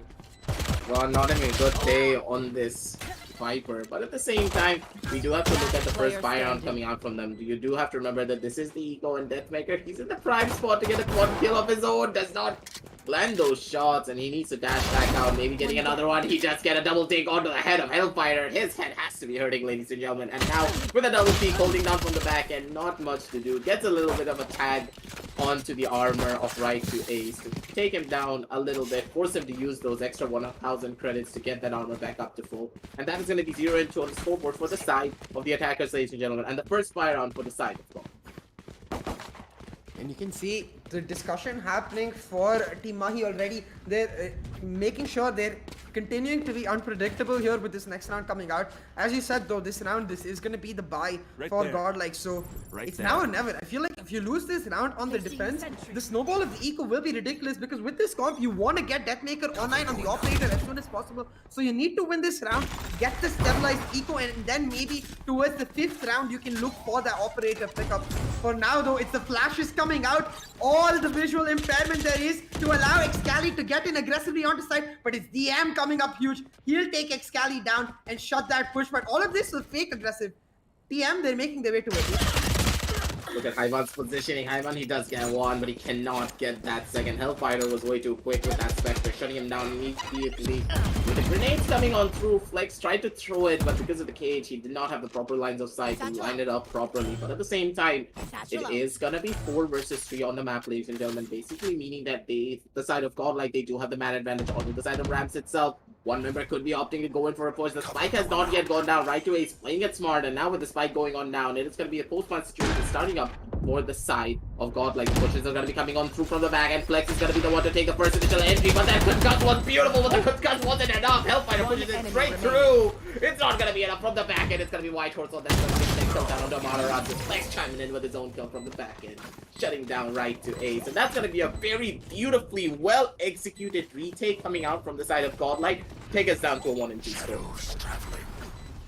Now, that round going through for Godlike Esports, make sure that, as we are talking about, the stabilization of the eco has started. If they can win one more here, then we could potentially be seeing an operator coming out for DM in that 5th round, and that's going to be really key for the team of Godlike Esports. On the other side though, TM, it was a bit of a bonus for them. They had one gun invested in that round, 1 or 2, I believe, and that does mean that they will still be able to get the buys here. But the buys combined with a Spectre with light shields on Antidote, meaning he is a little fragile here. He's gonna have to be very careful about how he makes his play happen. But already you can see TM, they're stacking up on this B side. An aggressive push on the cards, but it's actually, it is an aggressive push, but a very slow approach on the back end of it. They're trying to see if Godlike actually makes a mistake, then pushing in. It's anti with the dash, but instantly taken down. Both of the duelists eliminated will mean that Godlike in prime position to close it off.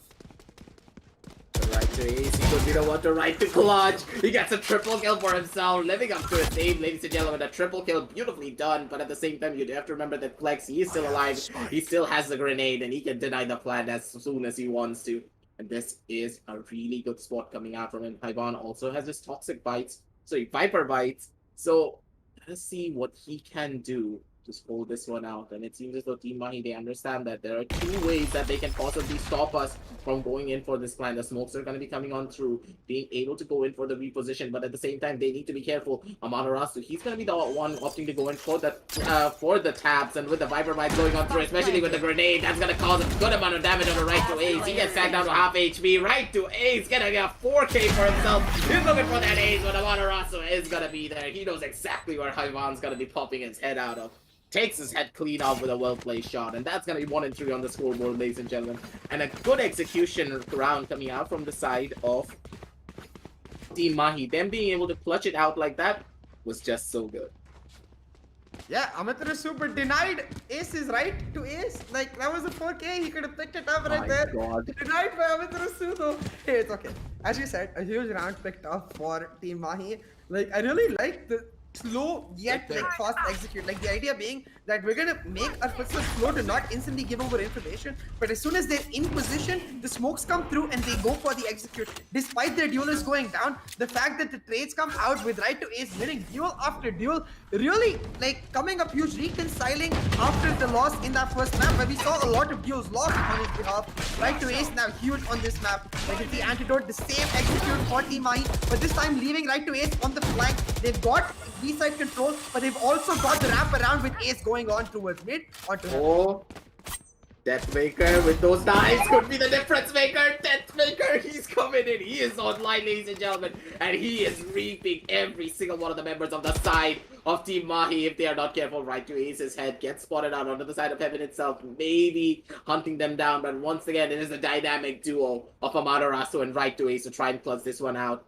But look at Flex's positioning. He's in the prime spot to try and find something. But with the Spencer coming on through from both ends, they need to be careful. Deadmaker, he knows exactly what's going to be happening. He goes in for the knives, right, like straight to the chest. Right to ace goes down. Flex gets another kill down on Amaterasu. Well played from the dynamic duo of Flex and Deathmaker. Ladies and gentlemen, that's going to be 2 and 3 on the scoreboard. And honestly, that was the DM show. DM with those knives, he is as dangerous as he can be with an operator. Yeah, like Deathmaker looking so damn good with the Black Blade Storm. We know that ultimate to be the key reason where you can completely flip an eco round around on his boots because of its potential to be compared to a full buy in itself. The fact that DM able to pull it out, 7 kills for him now, he's on top of the leaderboard.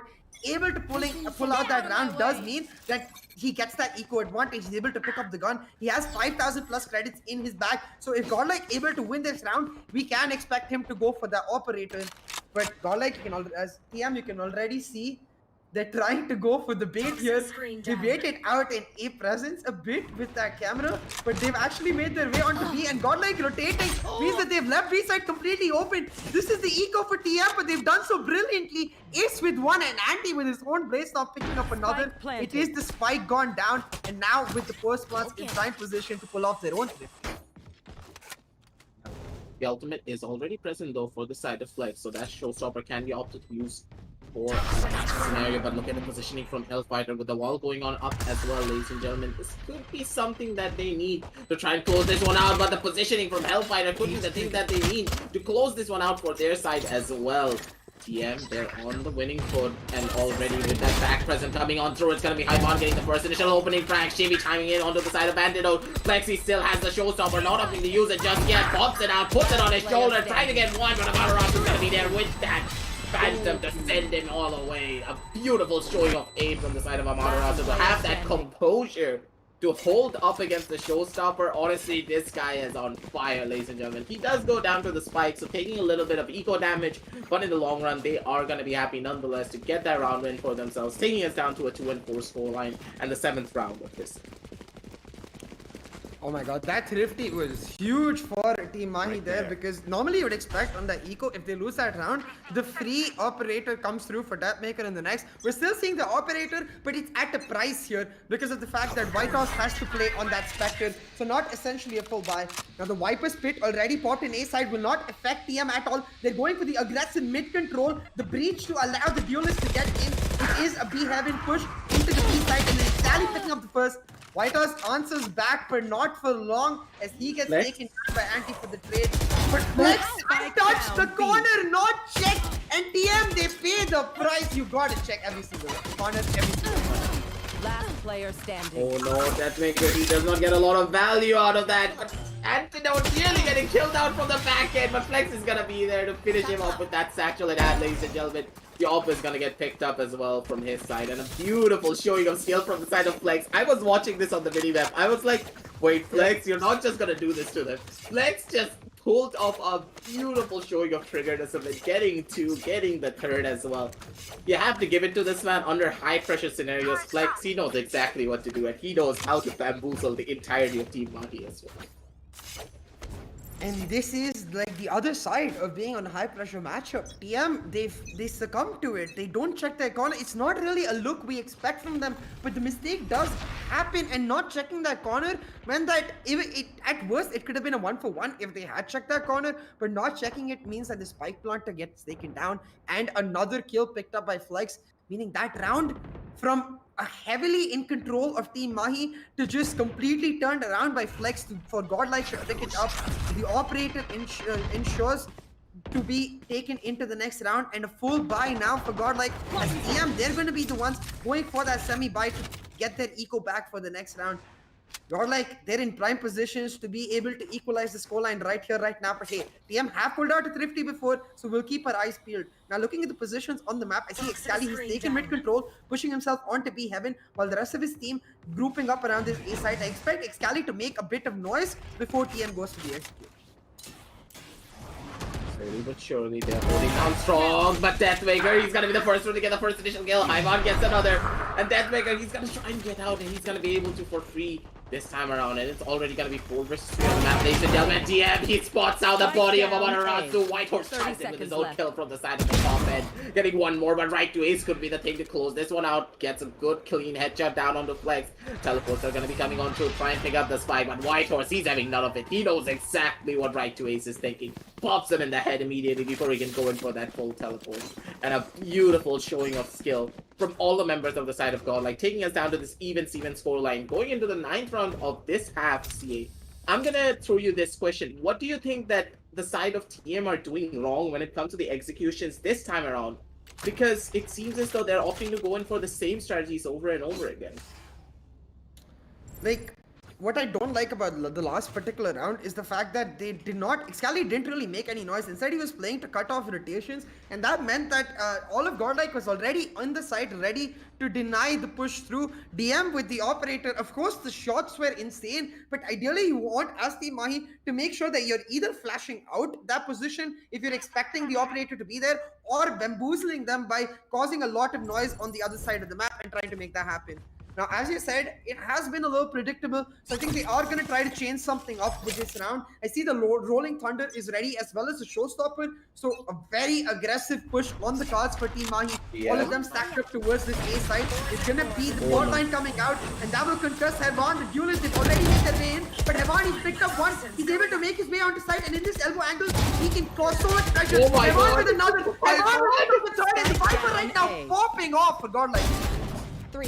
Still, you also have to give it to Antidote. Antidote with a 4K. He could be the deciding factor for everything, but White Horse against the clutch minister of India, as Praniti called him, could be the deciding factor. He does not check on his right, though. The timing not in his favor. Hellfire going in for that taking us down to a 4-5. And once again, Antidote denied his ace. That happened too many times on map number 1. That's also happening in map number 2. It seems that Antidote is not having his day when it comes to his aces, it seems. Yeah, it was an anti moment for Heaven. I have to give so much props to him. That cloudburst, using that to play around it, making sure that he's able to pick up 2, and then this third, Amit also missing a couple of shots, but on point for Heaven to make sure that the push completely denied. He's the anchor in this composition. It's really up to him to make sure that the A site is held, and he's doing so very, very well so far. Now you can see Team Mahi, they're gonna once again try to change something up, go for that mid push.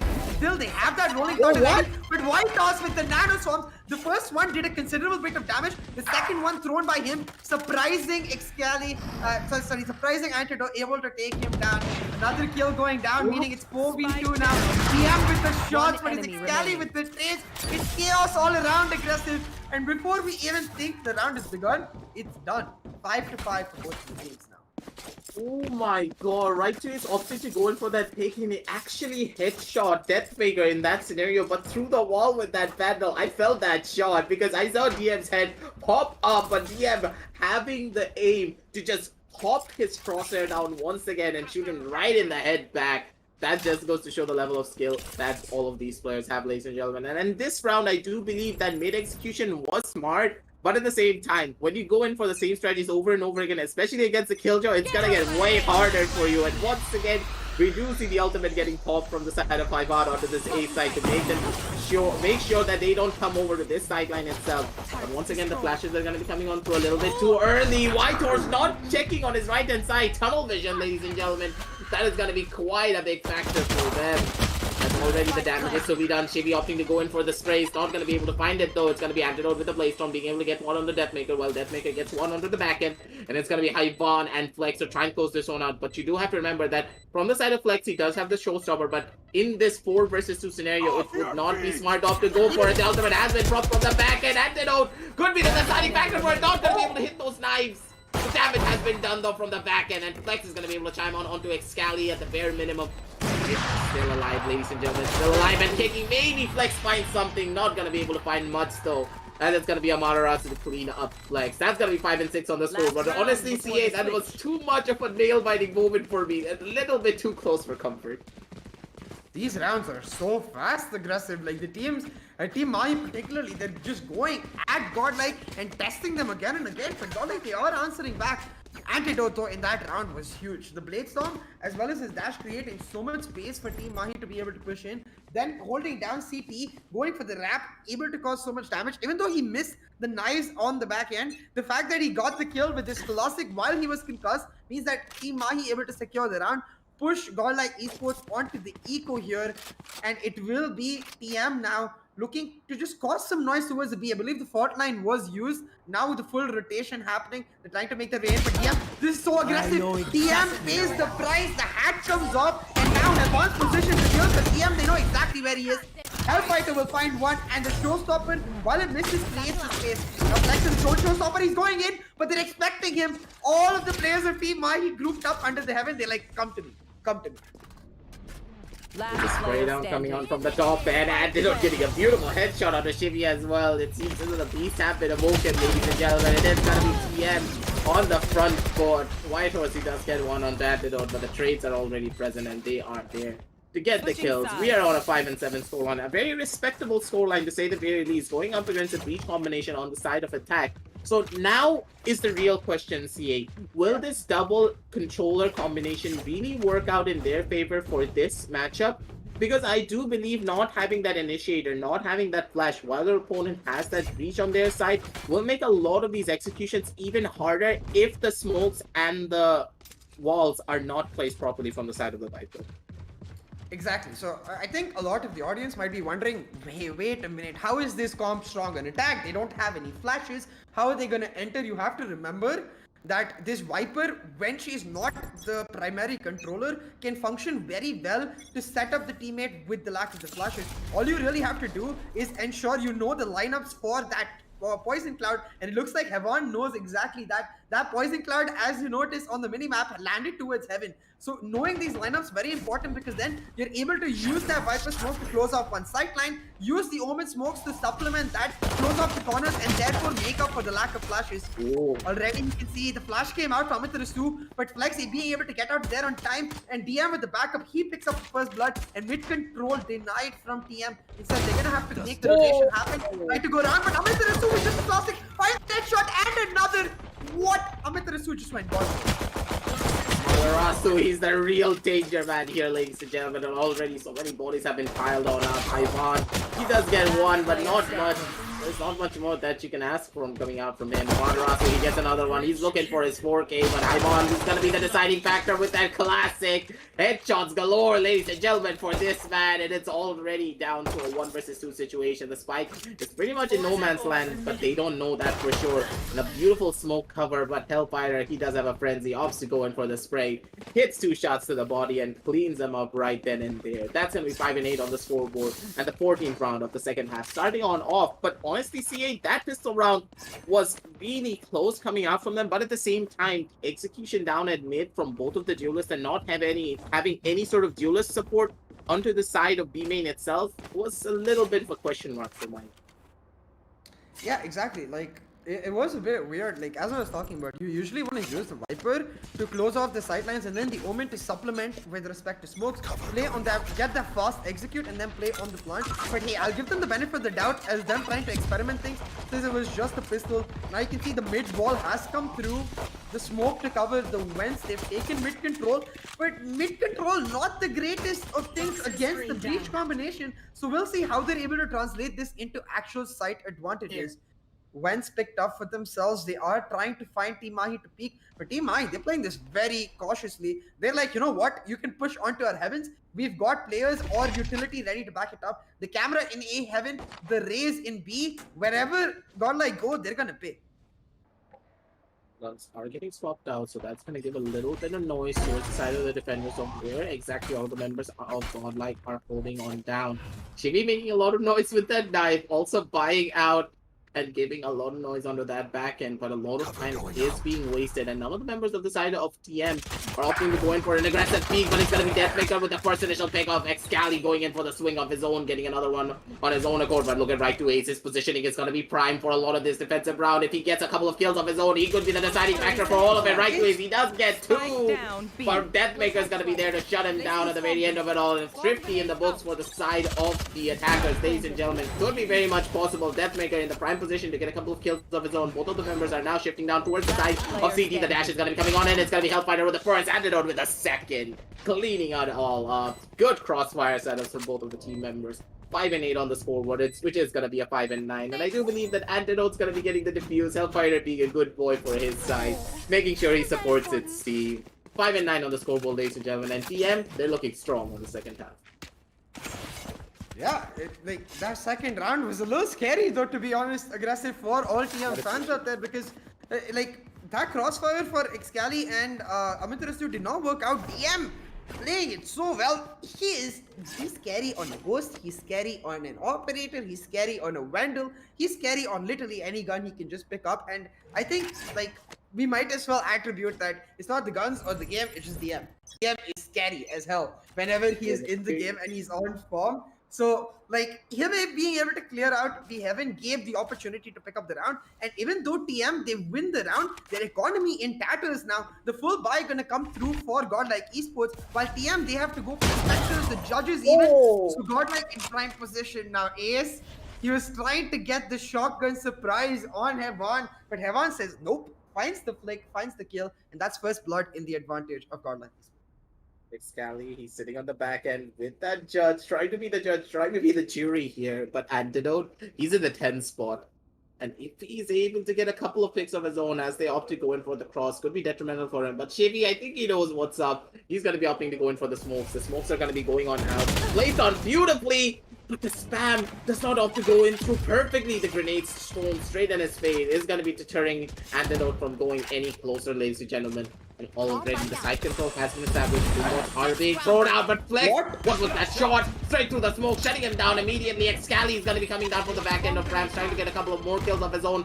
Throwing down Whitehorse through a loop. He's not going to be able to peek just yet. It's already 5-9 on the scoreboard, so this round is very crucial for the side of Godlike to win out. If they're not able to win this one out, this could be all but over for them. Whitehorse is buying so much time. And even though he loses the duel, the amount of time he's able to buy for his team means that a retake just not on the cards for TM. They're likely to end up going for the safe. Helef with his weapon. I think Amaterasu will end up sacrificing himself because he just has that Spectre once, no penalty for his buy. And he'll just push in, try to get some exit frags for himself. You see he's trying to damage Godlike as much as possible, pushing into screens here. He will pick up one, get the headshot on Shivi, but not able to get the kill, meaning it is Flex to take him down. And Hellfighter, he'll save the weapon, but Godlike, they'll win the round. And this is what I was talking about, aggressive. Even though, like, TM won that second round in this second half, the fact that it was their buy and Godlike's eco, and it came down to like that 2v2 situation, really helped Godlike in their own buy round because of the fact that the eco advantage came into their favor. The weaponry being much better for Godlike allowed them to go for an aggressive push, and they were able to translate that into a round win. Now you can see Godlike, they're going to change up their strategy. Last round, it was Evan left on the lurk trying to fake out a B push with his wall, but this time the same wall coming through, they're going to take advantage of the mind games and make a B side push happen.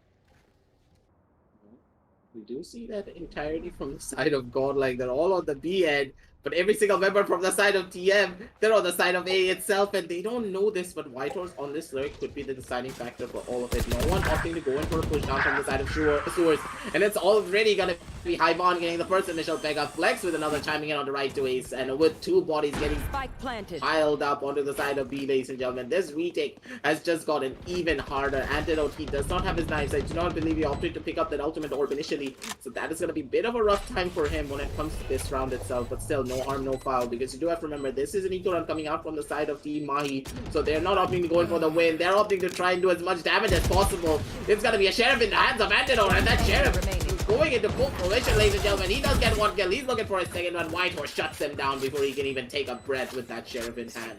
7-9 on the scoreboard, ladies and gentlemen. It's already gonna be quite an important round as well for the side of Godlike, because now they're able to stabilize their economy, but at the same time, look at the side of Team Mahi. Antidote, he pulled out the operator. Yeah, exactly. The operator going to be so important, but already you can see that Viper mind games playing against Team Mahi here. We saw the same wall come out twice in a row. First time it was a lurk wall for Hewan. The second time they used the fact that Team Mahi is not expecting a B-side push because of that lurk in the previous round to get a free B-side for themselves. Now with the fact that they have this Viper split ready, they're going to set up the poison cloud towards A, so towards B heaven.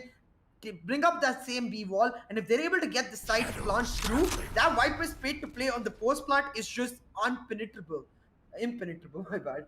But now you can see Team Mahi themselves, they're trying to change up their positions. Right to Ace playing on this off angle right behind the wall. This could be huge because he has the paranoia set up for himself. Him setting up Amaterasu with his own flashes to be able to deny this deep push is really important. Now the paranoia is coming out, but a little too early perhaps, because Amaterasu not actually able to get any picks.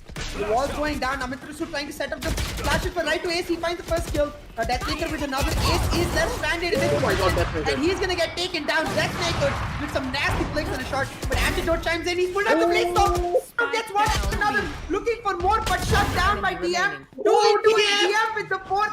Looking for the ace here. Will have enough time to go for the plant, but they might just go for the rotate.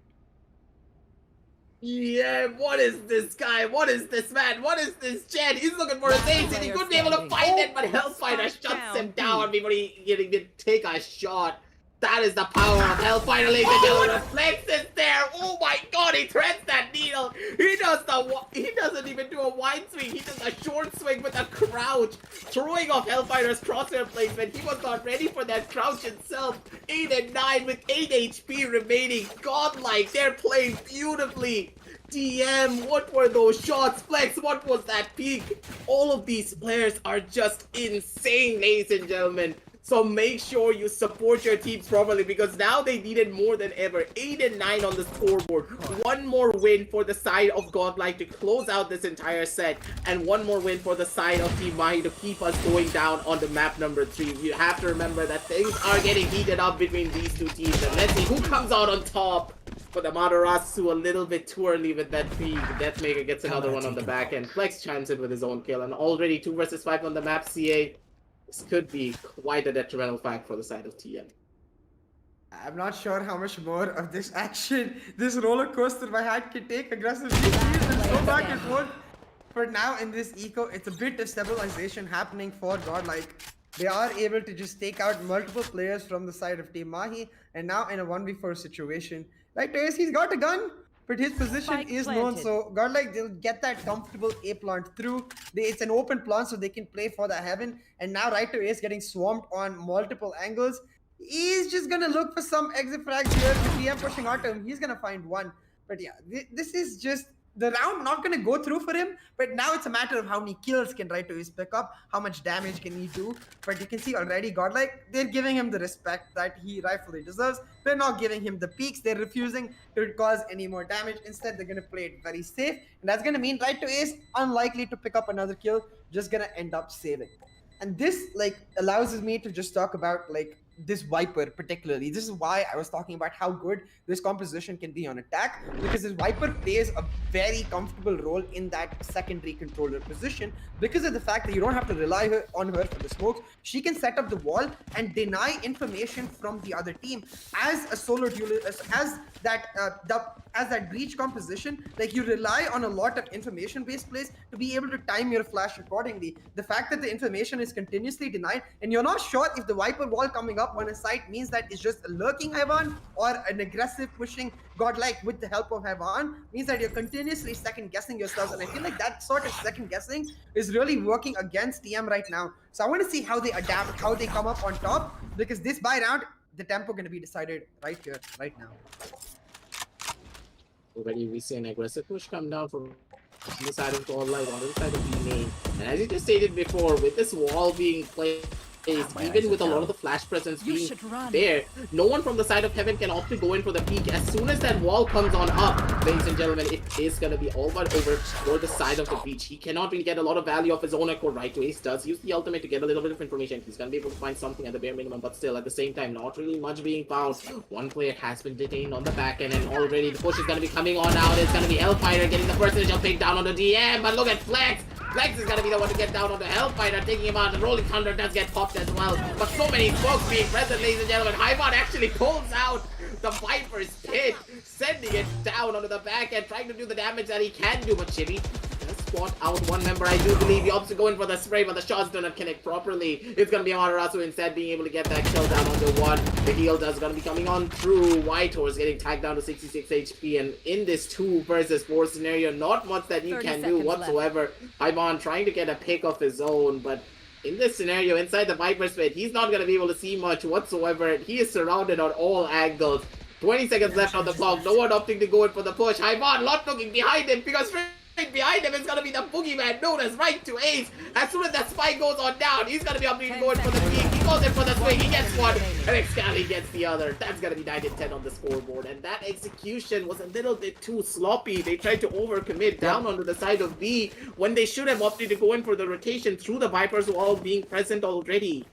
That is where there was a big flaw in the attack strategy of the side of Godlike, and they fell on the back foot on that round. That Viper's pit, like, it's so debatable there in that position, because I understand the idea behind the Viper's pit. Like, I understand Heavan's situation. He's like, I'm getting pushed. There's a rolling thunder on my face. I got concussed. I need to find a way out of this. And the Viper's pit, the most obvious available situation. But it is a huge ultimate cooldown gone. And ideally, you want to use the Viper's pit once you've got the plant through. Because if you're going for the plant while doing so, then the idea that it blinds the players outside, it doesn't give vision, works against you. That's exactly what happened to Godlike there. They were cornered by TM on every single angle around the fringes of that pit, and it worked against them. Now Godlike, they're trying to keep Heaven on the lurk and go for the push, but it's not working out because TM, they've adapted to this. Hellfighter left on the B side this time as the breach makes his way to A. Hellfighter will take Heaven down, and with this stack come along, they know exactly where all of Godlike is, and it's on this A side. Antidote trying to get pushed in, but Amaterasu there with the flashes to deny it, meaning A ramps held and Antidote position kept safe. Oh my god, Antidote, what was that remaining. flick? Antidote with a Spike second as down well, right A. way chiming then down onto the side of Flex. Looking for a couple of more, but that flick is gonna be there. Hitting the shots, hitting the damage, but oh my god, with the last one as well, straight onto the head of Amaterasu, the flashes are gonna be coming out, the dashes, sorry. But Antidote with that operator, he's not gonna miss. He's gonna be taking your head clean off. Doesn't matter if he has an operator, doesn't matter if he has a knife in his hand. He is the one to look at, ladies and gentlemen. 9-11 on the scoreboard, and it is one more round for the side of Team Mahi to take us down to match point, ladies and gentlemen, and 2 more rounds to make it even Stevens on the scoreboard for the side of Godlike. And now it's the last buy round for their side, because you do have to remember that after this, they're gonna be onto the side of matchpoint itself. It's now their do or die situation, because after this, they have no way of coming on back if they are not able to win out in the controller room. Looking at the scorecard though, I will point out that DM has his Blade Storm ready while Heaven is playing on the Ghost. I would have liked to see DM's weapon given over to Heaven while he picks up the Blade Storm. This was a really important tool, that a way to use that Jet ultimate to stabilize the eco, but Heaven playing on that Ghost itself is going to be a bit of a questionable situation here. We'll see if it does end up working out though. You can see the showstopper coming out of Flex. They haven't spotted anyone out though. Excali with his swing, he'll take out that maker, and Hellfighter ready for more. The flash out, Excali with the triple. And TM, they're like, you want to go for the fast execute? Well, take the flash in your face. That is where the main problem of this Viper starts to go through.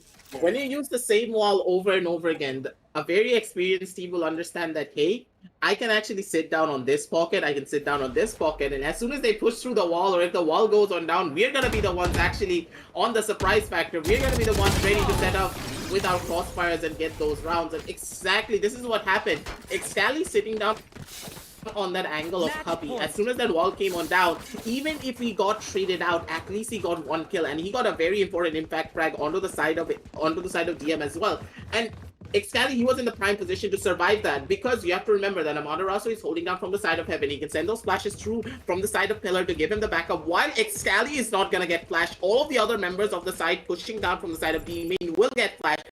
And he used that flashpoint beautifully. Excali opting to go in for the peak, getting the kill down on the Flex as he used his ultimate, because he has to be going down onto the side of Cubby of B. The amount of execution and the amount of strategic maneuverability that the side of TM had used in this round just goes to show that they have adapted to the strategy of the side of Godlike, and they need to try something different. But it seems the Godlike that for the same play once again.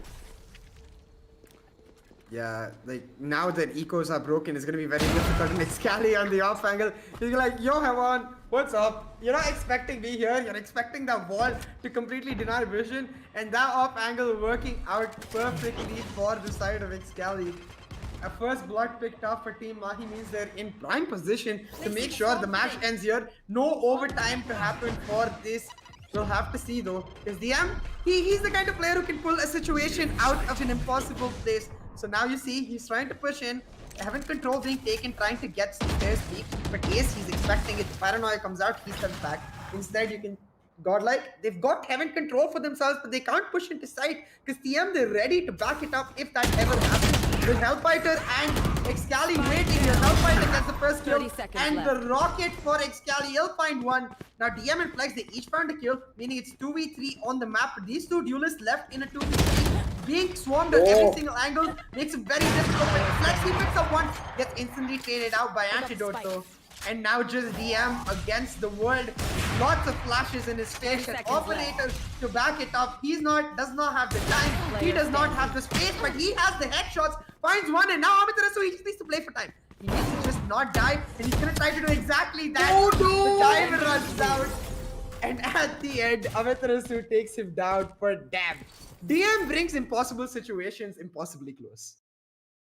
That was too close here. That was way too Yeah. close for comfort. I was wondering, hey, DM, are you gonna use that dash and you're gonna go somewhere with it and maybe catch Amaterasu off guard? Because Amaterasu, he didn't want to make a lot of noise because he didn't know exactly where DM was gonna be at that current situation. But still, you have to give it to them. Really good plays coming down from the side of Godlike. They played that beautifully, but at the very end of it all, it was Team Mahi being able to adapt quickly enough. And from the side of Godlike, they opted to go in for the same strategy. Haivan on the like using the same wall over and over again. Yeah. When you know for a fact that hey, they are adapting to the strategies, they are using the small gaps that we are leaving through that wall to their advantage. And at the very end of it all, it was Team Mahi being able to come out on top. Yeah, I would have liked to see a bit more variance in those walls. There's a lot more plays you can make, and this is why I mentioned like the key difficulty behind that Viper becomes knowing so many lineups. You have to understand every nook and cranny of that agent before you bring it out because she's not exactly overpowered. She's a stable agent, and to be able to pull that off against the top one of the top teams in our region, you have to know every bit of it. But hey, we have plenty to talk about, so let's quickly go over to the WD Black match highlights and try to break down what happened in either half for these teams. Now, I think on the attacking half, Godlike did very, very well. Like the lack of that initiator should make it very difficult to play on the retakes, and they were able to compensate for this by Hevan playing that anchor role on A side very well. The amount of times he is able to single-handedly delay the push for TM, allow for his teammates to get ready on the rotate to push for a retake before TM got into post plants was very important, causing a lot of damage in some rounds too. He single-handedly was the reason they clutched it out. But for TM themselves, the first rushes coming out were on point, and it was them that took a lead into the second half aggressive. And that's where, like, I think the biggest criticism we were talking about was that same wall happening from Viper again. I don't think they visited the A side at all, and that really ended up hurting them. So I do wonder, like, where that difference happened, because Team Mahi, they adapted real fast. That's for sure. And when you place a wall like that, I understand what it is trying to accomplish, but at the same time, you are hoping that your team can get fully down into the site, but you are not considering the utility bases that the side of Amaterasu has. You have to remember when you place that wall, yes, I understand the wall placement going on through at that spot itself, but maybe if you place the wall in such a way that it blocked off the pillar angle as well, so that those flashes would not affect your teammates. So even if the wall went on down, as soon as the wall went down, your teammates were going to be ready to go in for an optimal push of their own. And not having that flash really came into play as well, especially when you don't have a flash on the map of Split. It's really difficult. Either you have to have that radar or that sky or that breach, otherwise it gets a lot more harder. And so I'm imagining the situation where Shivi actually played, maybe he played that breach out instead of the Omen. We could have seen a completely different game coming out from both of these teams. Exactly. Like I can't imagine that Viper with a breach or even a Viper with a siege could have worked really well because they had White House on that killjoy.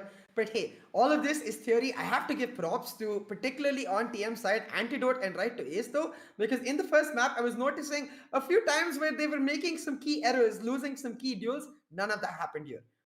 Antidote, top of the leaderboard, right to ace, getting some key impact frags. That 4K at the start of the first half, on point for them. But hey, with the way Godlike are continuously spicing up with their agent changes, I am just pumped for Icebox. So make sure you're there. Hit that subscribe button, get the notifications bell on, hit that like button as well to show your love for both of these teams, as well as for the tournament for bringing these teams into action. Now, if you like some top class performance storage, purpose built for gaming, or multitask and game with ease with the AMD Ryzen 5000 series processors, you can check out the links in the description below. We're gonna go set ourselves up for map 3, get some water into our throats, give the players some time to just rest their arms a little bit, and we'll be back really soon with the WD Black Open Cup powered by AMD Ryzen.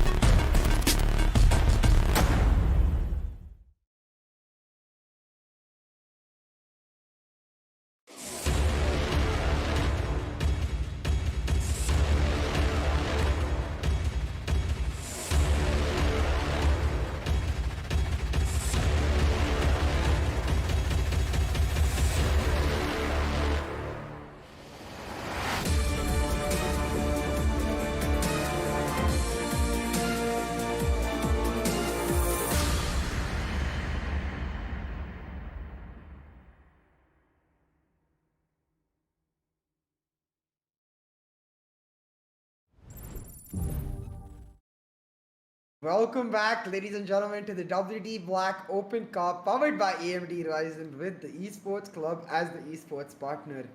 Are you ready? Because I am pumped. This is map 3 of the upper bracket semi-final series between Godlike Esports and Team Mahi. 14-12, Godlike won map 1, 13-9, Team Mahi won map 2. Now on to map 3. Let's see what we've got on the map data screen. Aggressive, you tell me, what do we expect here? Here on the map of Icebox itself, CA, this is the home ground for none of these teams pretty much because you do have to Yeah. remember that this is an X factor for the side of Team Mahi. This is one of their weaker maps, but they have grown even stronger with all the experience that they have gone through in the previous matchups, going up against the side of Global Esports a lot of times in this one particular map. So I'm really hoping that that experience that they have gained coming out from all of those fights, they're going to be able to come back even stronger into this matchup. But at the same time, you have to remember something. The other side of Godlike, they're also really potent on this map because they have a lot of history against the side of Global as well. So it's a clash of experiences. And in the long run, I do believe that both of these teams are going to be playing Viper. We were talking about this. So it is going to be at the very end of the day who's going to be playing out the better Viper and setting up their teams even better. The thing is, like, Team Mahi, they looked at their strongest with the Sage Cager, so it's a weird question for them. I do believe, like, right now, it's two compositions. It's either you play that Sage Killjoy with that Solar Duelist and Cali on that Battle Sage, or you play that Viper, put Cali on the Reyna, and then you play just that Solo Controller on that Viper without the Omen.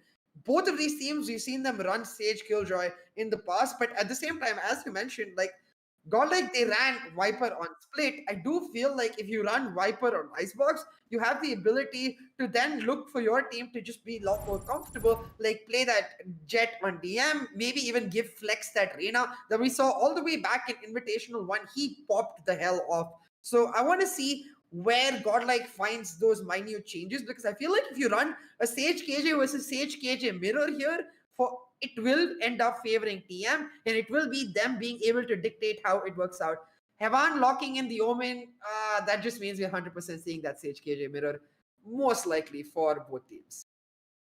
That is for sure, but at the same time, Excalia opting to go in for that raid and pickup. It's going to be a little bit of a question mark for me if they do opt to go in for it, but as you stated before, that Sage and KJ just being much more of the more wanted pick, I would say, at the very least. But at the same time, this is going to be a really Yeah. important matchup. And as you just stated, it is a mirror lineup coming out from both sides. So it will all come down to the executions and how they opt to go in for a lot of these strategic plays. And the thing about the Sage is that Sage is so important on this particular map when it comes to the attacking side, when it comes to the defensive side. The wall allows for a lot of different off-angle positions to be set up, especially when it comes to the attacking side as well. You can use the wall to go in for a lot of safe plants in comparison. If you don't have that Sage, you're going to be in a pretty rough spot to say the very least when you're opting to go in for those plants because with the spams coming on through from multiple different angles, you need that protection to come out alive even if you opt to go in for that plan. So I'm really looking to see how they're going to be opting to play from both sidelines because at this point it's all about the outplays because there is nothing in particular that is going to be secretive. It's all down to ability usage and of course raw mechanical aim. Yeah, especially when you consider that neither team has a flash. Both of the Jets are gonna have a lot of pressure on their heads. The Jet, to be able to utilize her op to maximum value, will be able to just pop the hell off in this matchup and carry her team to the win. Now, my eyes, besides the Jets, of course, on DM and with DM and Antidote, are gonna be on these stages, Cali and Flex. Now, Flex, I haven't seen him on the stage as much. I'm not really sure if he's as comfortable on the stage, but Cali, we've seen him. He is battle sage truly incarnated. He goes off on his own. He's looking for the aggressive peaks, and he rarely ever uses the heal for his teammates. The heal almost always for himself. That is the very definition of the battle sage. So I'm excited about Cali already. Now, I do notice that I think a bit of a tech issue going on. You see Flex helping out Hevan there, but it gives us a moment to really talk about these compositions aggressive. Where do you think Godlike can find their advantage? Because as we were talking about, I do feel like the mirror does favor TM a little bit. Yeah, they have that experience, as you just stated, with Excali being that primary battle stage for their side, but at the same time, Flex, he's feeling himself. You do have to remember the shots that he was hitting on map number 1 and also in map number 2. That is what you mainly want to see. When your Sentinel player has that good of raw mechanical aim, he's going to be really scary. And at the same time, I'm really looking to see if Flex has done his homework when it comes to a lot of the wall placements, because you do have to remember that Godlike, they're on the defensive side at the very beginning stages. So if the side of Godlike are able to use those walls in very creative manners, they should be the ones to take a lot of these engagements, but it all depends on the creativity in the long run, how they execute down into a lot of these side things, as well as already Team Mahi, they're opting to go in for a fast rush down onto the side of A, taking aggressive control onto the side of A main itself. With a turret going on down, it's going to be a push down on the A side for the side of the team, for the side of Team Mahi. Now it is Mahi on the attackers, as you mentioned, a fast A side execute on the cards. The recombo coming out gives them a lot of information. The wall to set up the plant, and the plant will go through. Now it's not necessarily an open plant, but already the nanoswarm grenade set up in combination with the turret. Team Mahi given more than enough time by Godlike to get into their post plants. So Godlike here, they're relying heavily on their ability to retake, but that's going to be a difficult task considering they don't really have the flashes. Now I do notice though, Flex has got this vertical angle and he picks up a really nice one tap on Antidote to secure the first kill. Evan with another, but right face picking up the return, meaning Halep is able to get one more to make it even. White Horse, he picks up White Horse, what? And he's moving in aggressively for more. He's able to pick up another jet after the main, and now left to right to Ace. The defuse is going through, the Flex is sticking it all the way through, but right to Ace, he's pushing it. Right to Ace, can he clutch? Moving it now. Will be able to take out Flex at the end of it. At the first map of the I can't even get my words right, man. The first round of the third map, I am hella excited. It came down to the last milliseconds. It was all down to the wire, honestly speaking, ladies and gentlemen. That was a little bit too close for comfort as well. I was at the edge of my chair pretty much, nearly falling off and hitting my face on the desk itself, right to Ace. Clutching it out with his movement as well. He was just 80 AD, constantly shimmy, not being able to find that shot because of that movement. Good job from him to dodge out those shots. And Flex at the very end, he just played the mind games. He was toying with his Phoenix, opting to go in for a swing, go for a couple of taps, tipping back in behind the wall. That Flex plays, by the way, and then immediately going in for a swing again to finish him off. It all came down to that. Ladies and gentlemen, it's 0-1 on the scoreboard. And Team Mahi, they're feeling it. They're feeling the victory that they had in map number 2, and they're carrying that momentum down on the map number 3. And of course, this is going to be an eco round coming out from the side of Godlike, so let us see what they can do to come out on top in this engagement. But already White Horse, he's at 1 HP, so it's going to be a tall order for their side. Now once again, Team Mahi, they rinse and repeat. Hey, it worked out last time, why not do it again? It was a little close, but we did win the round. So the wall coming down, the plant going through once again. This time though, they have the weaponry in their favor. Antidote, he picks up one, and Flex meandering over into the smoke will get caught out by Amaterasu. Amaterasu with another, and so quickly Team Mahi, they gained control, they've dropped the bodies, and they've taken the round. Just one death, meaning that I do believe Antidote did end up saving. So it does mean that like you don't actually lose any money in that round. Really smart play from a lot of the players as well. With all of these factors coming into full fruition, it does mean that Antidote is actually going to be able to go for a Vandal buy. And with this Vandal buy, even though the side of Godlike, this is going to be their first buy round, of course, because of that, they can actually take these long-range duels. But a lot of pressure, once again, is going to be falling onto the side of Antidote. If Antidote is not able to perform and get the first initial kill with that Vandal, that does mean that it's going to be quite a detrimental factor for the side of the attackers, ladies and gentlemen. But already Haivan getting spotted out by a well-placed recon drone from the side of right to Ace. Does basically mean that side control can be established fully. Heal does come out from the side of Flex as well. The wall does go off, and with the spam going on through from both sides, and it's got to be Antidote getting the first initial kill down on the Flex. Flex spamming through the smoke with a Vandal, not really working out in his favor. Does get taken out. It's going to be Haivan getting a kill down on the Antidote on the back end. The Vandal not getting that much value as he would have expected, but still, it's 4 versus 4 on the map, and White Horse, he's on the blur. Now, Plant has gone through the nanoswarm grenade setup. The Paranoia going out now to enable right to Ace to go for this peak, and he picks up the kill onto Deathmaker, gets the advantage in favor of Team Mahi. Now Hevan trying to take the defuse, will cause the peak coming out, and while he takes down Excali, right to Ace on the other end of yellow, picks up 2 more, 3v1, leaving once again White Horse in a clutch situation, but there's just too many angles to check. Welcome to Icebox. You gotta check up, you gotta check down, you gotta check left, and you gotta check right, and amongst all of that time, it will be Team Mahi picking up the kill and the round to make it 3-0. Like, this is what I was fearing. Like, it does feel like TM, they just have a lot more experience with these executes. They know exactly where to expect a Godlike to come coming out from, where they're likely to peak, and that means that the real like threat of Icebox, the idea of checking multiple angles, is completely gone for Team Mahi, and that enables them to play so much better than Godlike able to. Now, we do see it on this round itself. It's gonna be another eco run coming out from the side of Godlike. Let's see what they can find. But Whitehorse is playing it so aggressively. He is not watching in front of me. He was watching up top, thinking that he could be opting to go in for that flank, but not enough time for it. It's gonna be Antidote getting a person who will pick up the flex, actually being able to find two before he does die out. Flex. What was that headshot? That was so clean. Hellfighter did hear the footsteps of Deathmaker. He's gonna be able to clean him up as well from the back end. Haiban on this lurk, trying to find something. Opts to go in for the TP at the wrong time. Haiban, always the timing for this man not really working out in his favor. He does get taken out as well. 0-4 on the scoreboard, ladies and gentlemen. As already that eco round not really going into the side of Godlike itself, but still, I would say decently successful as Flex was able to get 2 kills on that battle stage. So, and on this round, the second buy round for the side of Godlike, they need to come on back. Otherwise, they're gonna be on the back foot even more.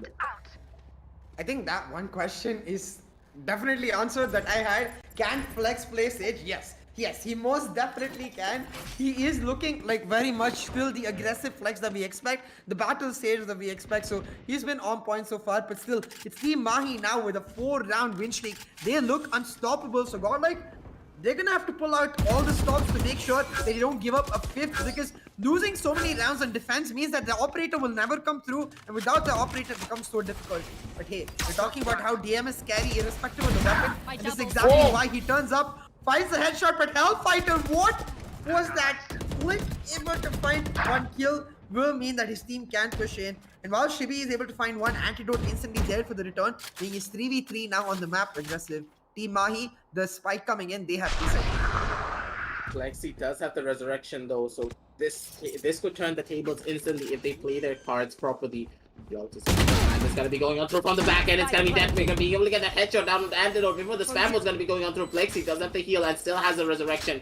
And with this resurrection, this could be everything for them. But with the positioning being set up, it's gonna be Flex going in for that swing, getting a 1 kill down on the right to Ace. But Hellfighter, he's still alive. He does have the lockdown as well. The ultimate still ready for the side of Flex. I'm putting this ultimate down into full fruition because he needs to try and use it. But really smart plays going onto the back end, being able to get that resurrect down onto Shivi, taking us down to a 1 versus 3 situation. And with the Killjoy ultimate getting popped as well, this basically means that he's gonna be able to jump on down, get that kill down onto Haivan. The wall is still present from the side of Flex as well. The wall goes down, 2 bullets left. He needs to opt to go in for the peak, but already Flex, he could be the deciding factor for it. But that wall so beautifully placed for the side of Shivi. That resurrection going into full fruition. He does get an ace, ladies and gentlemen, but not the round. Hellfighter played that beautifully, but at the very end of it all, it was Flex with a proactive plays, using that resurrection, using those walls, using those heals to bring it out for his team. Taking us down to 1-4, but at the same time, CA, that was a very expensive round from the side of Godlike.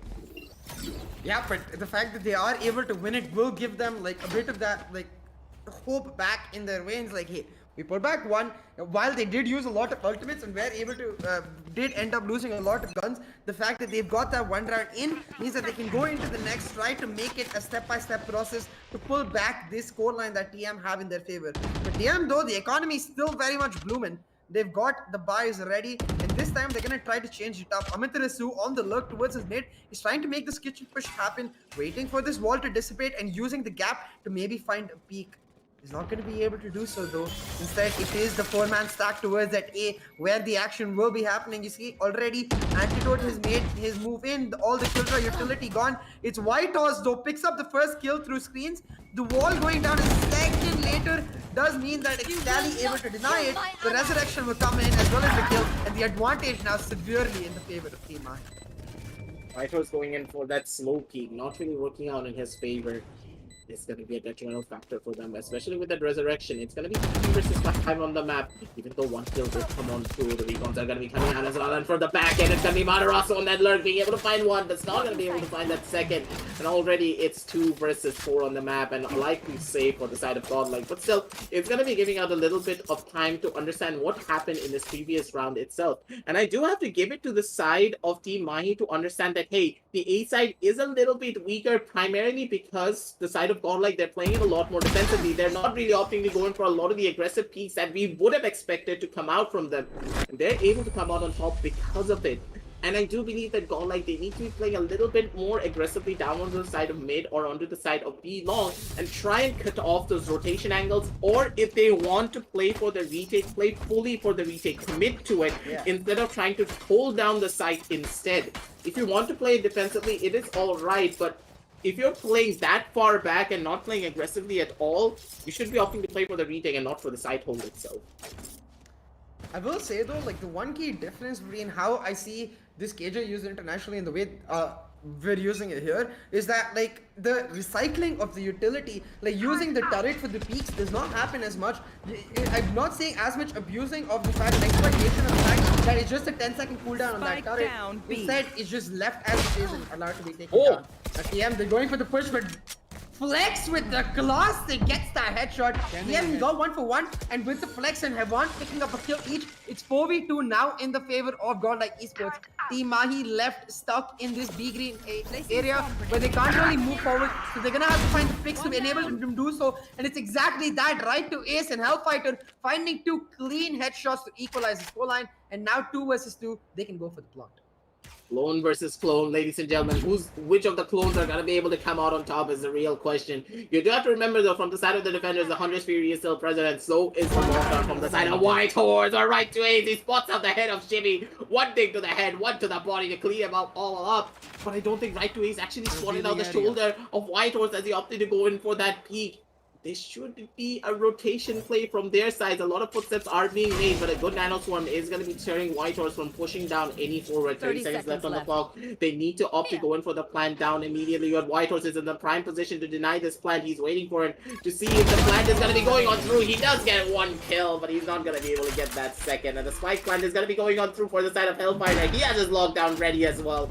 A beautiful use of all of their abilities and also getting the spike plant at the very end, basically making this following round even better for their side, because you do have to remember that this is the buy round now coming down for the side of Godlike, and once again Deathmaker not being able to pull out that operator here is going to allow them to take so much control over the entire map. I do notice though on the buys, he's going for the save here while the rest of his team picks up the rifles, playing on his blade storms, and that means that irrespective of the way this round goes, operator very likely in the next. So I do think they've realized they need to get that online, and they are doing so. But the A execute happening, the lockdown is ready for Hellfighter, and that lockdown going to be the herald of this push very likely. You see Mahi though, they're just taking the side. They realize they don't have to use their lockdown just yet. Instead, they're allowed to take it for free. No contest from Godlike yet. I think Godlike, they're choosing to play on White Horse's lockdown himself, but that's not going to work out considering Hellfighter has his ready. So this retake from White Horse, as we expect, the lockdown coming down, but traded out for the Hunter's Fury from right to Ace, means that it's essentially a 1-for-1, ult for ult, and TM maintaining their advantageous positions. That was a beautiful ultimate coming out from Amaterasu, being able to shut down multiple onto the back end, and already it's going to be Shibi once again trying to clutch something out for himself, but at the same time, look at the positioning from right to Ace. He is ready for it. The jiggle to the right, and then a full-on swing to the left to take out Shibi with a crab walk of his own.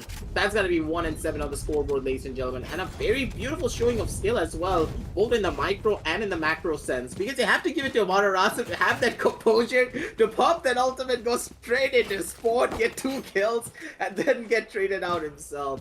You have to give it to this man. He is an absolute mad lad with a massive brain, that is for sure. Yeah, right to Ace with that really nice flick, but like I have to question the idea behind Godlike's approach there. Like, if you do want to play for that retake, then it becomes so difficult for you with this current composition. Like, the Sage Killjoy essentially picked up, and why it's meta in Icebox is because of its ability to just deny multiple multiple angles at the same time. And the fact that Godlike are not doing that is working really well for TM right now because they're able to You will continuously not dictate the kill my pressure. ally. Now, a B-side execute has happened, and even though TM lost one member, they were able to pick up two, and with the Resurrect coming through for Excali and a One kill for enemy Hellfighter, remaining. it's all but over for Godlike. Hellfighter with a double kill, shutting down multiple, and the operator's still not coming on Spike planted. out. It's already 1-8 on the scoreboard soon enough, ladies and gentlemen. This would be all but over for them, because you do have to remember that Deathmaker, he opted to go in for a buy on this round, and going in for that buy basically means that once again, he will have no operator. All the members opting to go in for a couple of their own full buys, with only Shibby being forced onto that Bulldog, not really able to find out much on his own accord. 1-8 on the scoreboard on the attacking half of the side of Icebox. Yes, Icebox is a very attacking favorite map, but at the same time, when both of you have this exact same composition, and as you highlighted previously, that Killjoy and Sage is there, they can opt to go in for very strong defensive holds, but they need to be a little bit more aggressive because they're giving up too much ground, and when your opponent has so much map control in their favor, they're gonna be able to take control of the entire side. Doesn't matter how much defensive power you have. It all comes down to that. One initial pickoff, that's all that you need. But already in this round, it's either the White Horse and Flex, they could be the deciding factor to end everything off for their side. Godlike, they're being the aggressive players. They're making those aggressive plays, they're pushing forward, and they're finding the kills. This is exactly what we want to see, aggressive. And I'm really glad that Godlike have been able to adapt. But we've seen Right to Ace and Hellfighter in this 2v4 situation before, in this map itself. So I'm not gonna cross this off as over just yet, because you can see Hellfighter's position is absolutely incredible here. From kitchen, made his way onto balls, and now is in this B-nest area. It's gonna be Right to Ace, picking up one, finding another, but in the moment where he took out the shock dart, Shivik chiming in to find the trade. And now you can see Hellfighter slowly gonna push in. Has a clear eyeline to be able to pick up the spike, so can get the spike, can go for the plant and play around the lockdown, but instead he's just trying to be safe, make sure that he's not getting flunked. Now he's got the spike, gonna make his way back into B side, has his lockdown ready to play for that, and with no member over this side, it might be huge, but Hellfighter is instead going towards this hut area. Actually, make sure not to do that. The bot's being recalled, he's gonna go for the plant and play, hopefully, around that lockdown. It's gonna be a smart play as well. Opting to go in for this default plan, basically make sure that he's gonna be able to survive, go in for a very beautiful positioning of his own, placing down the turret on the back end, and the ultimate has been popped as well. Shibby, though, he does have his own ultimate to try and find something out, and a beautiful smoke from Hyvan, though. You have to give it to this man. He set everything up from him. One initial headshot down on the Shibby. He's looking for another one. He's gonna be able to find one on the Hyvan. 1 HP for Shibby, but Shibby with the positioning and using the crouch to his advantage, catching Hellfighter off guard. That is what you sometimes need to do, ladies and gentlemen, going up against such high caliber players. Sometimes this unpredictable play of just walking up slowly as a crab is all that you need to go up in those type of engagements. That's going to be 2-8 on the scoreboard, ladies and gentlemen, and the 11th round on the board right now for both of their sides. The crouch was huge from Shivi there.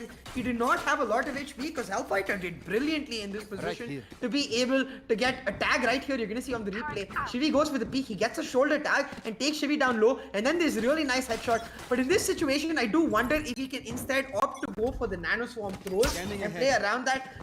I understand though, he's feeling it. He's already got the one headshot. He knows Shivi is low because of the tag, so he goes for the peak. But that little bit of gusto, it ends up working out against him because Shivi with the crowd able to get his own headshot and secure the round. Godlike. Now it's 8-2. And Team Mahi going back to their standard execute from Lex already. He's in an amazing position, using that nest to get into that vertical angle, and the double kill coming through for Godlike. Team Mahi's default execute goes down the lane. Godlike will pick up all the kills. What are these shots, Deathmaker? What are you doing? Deathmaker with a 4K. Those flicks were just so clean. One on the right, one on the bottom, one on the top. Doesn't matter where you are. He's gonna do the verticals. He's gonna do the 90s. He's gonna do the 45s. He's gonna do whatever it takes to bring his team down to this 8-4 scoreline. And once again, ladies and gentlemen, we are at half point for both of these sides before the round stop does come on through. So I'm really looking to see once again no operators coming out from DM because it seems as though the way that TM are able to hold down the economy of the side of Godlike is really good as well. They literally forced TM to not pick up that operator in such a good way that they got 8 rounds on their side. Now trying to make it a 9-3 for their end. Again, they're going for this fast ace side execute. And they don't have that lockdown ready. They're gonna instead prioritize Excali to pick up the op because he now with that op has 6 out of 7. If he gets a kill, the resurrection could be ready. Is the Hunter Suri now coming out for TM as they clear up the site? Amit Risu, he finds one and ace with another. The plant will go down and Flex. He's ready with the resurrection, but it's still 5v4. The nano swarm set up as well as the turret on the flank. Meaning TM, they have full control of this site and full control of how they play this post plant. Now you can see Godlike ready to go for the retake. It's DM with his blades on trying to make something happen, but Excali, he takes him down, makes it 4v3 and makes it impossible for the turret setting up Godlike to play for this retake. You see Flex, he's pushing in. Antidote, he finds the kill. Flex has the wall set up but can't go for the diffuse just yet. Instead he's going for the kills. Flex, he finds one, knows exactly where right to ace is. He's going to heal himself up and go for the diffuse, but the wall not perfect as it was taken down. Flex has to change his weapon because he doesn't have the bullets, and right to ace. Top of the leaderboard, right to clutch, 9-3 for TM, and damn aggressive. That was fast. That is what you...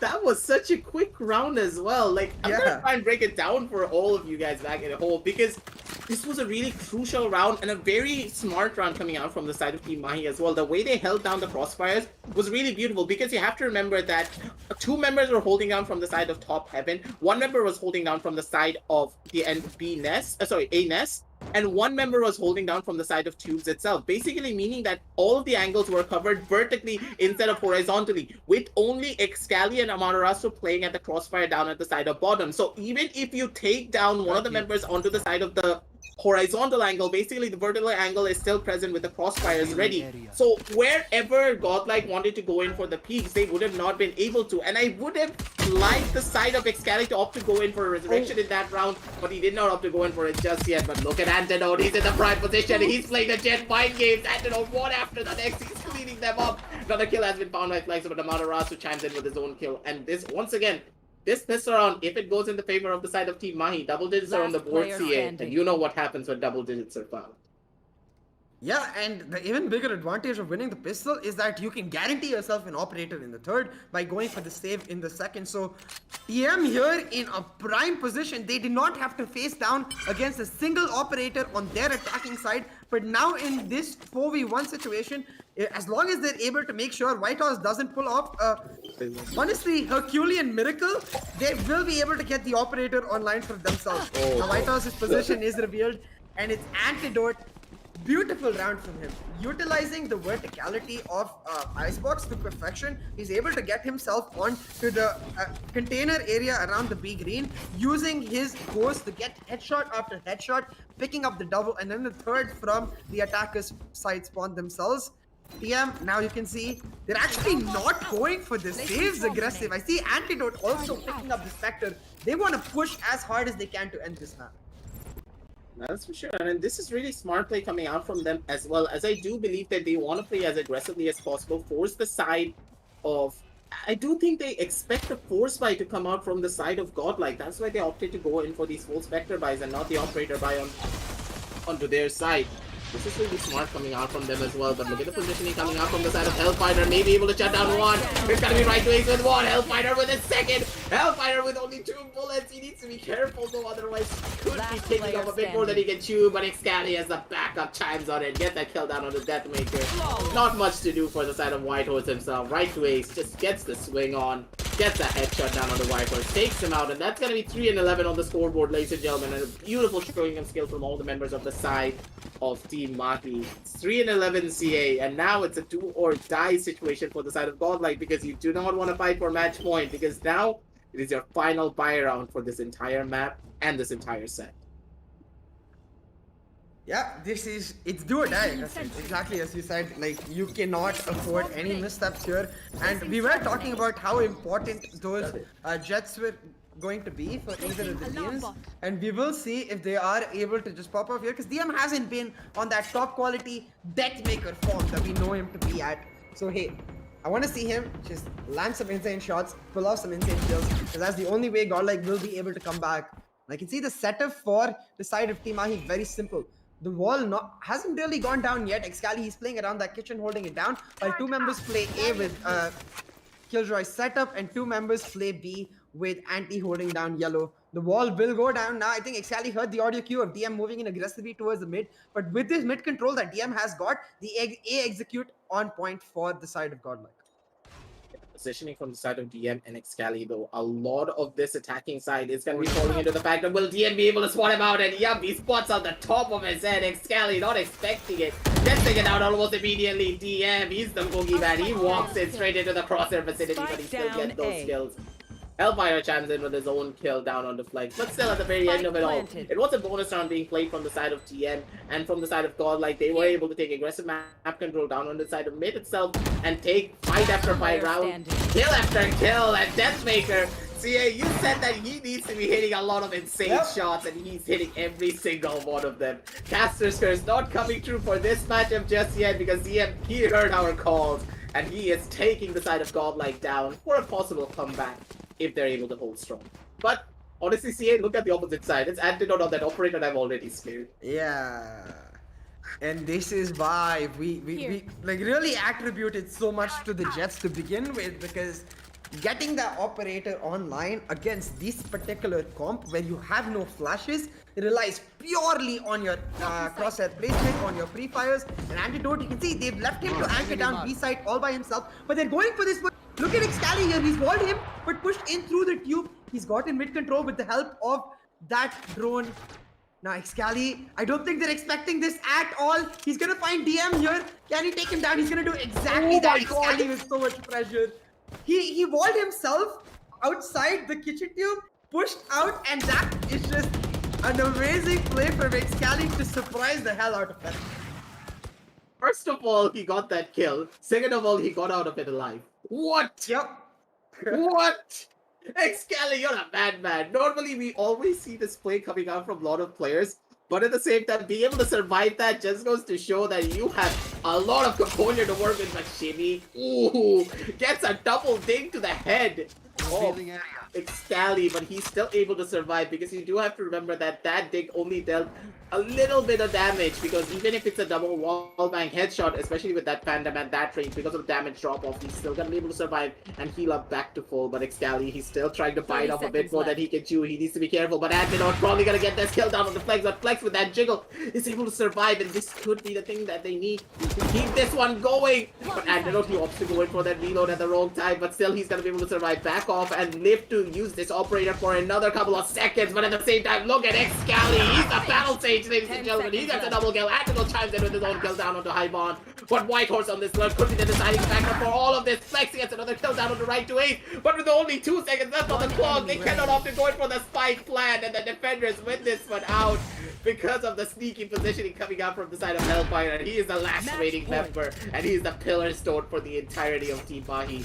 They played this round beautifully. 12-4, putting down the clock for that long, CA. Honestly speaking, Team Mahi, they deserve the match point. Hellfighter be like precisely calculated, just chilling out in his mid position. They're like, yo, you can't get the plant out. You cannot win the round.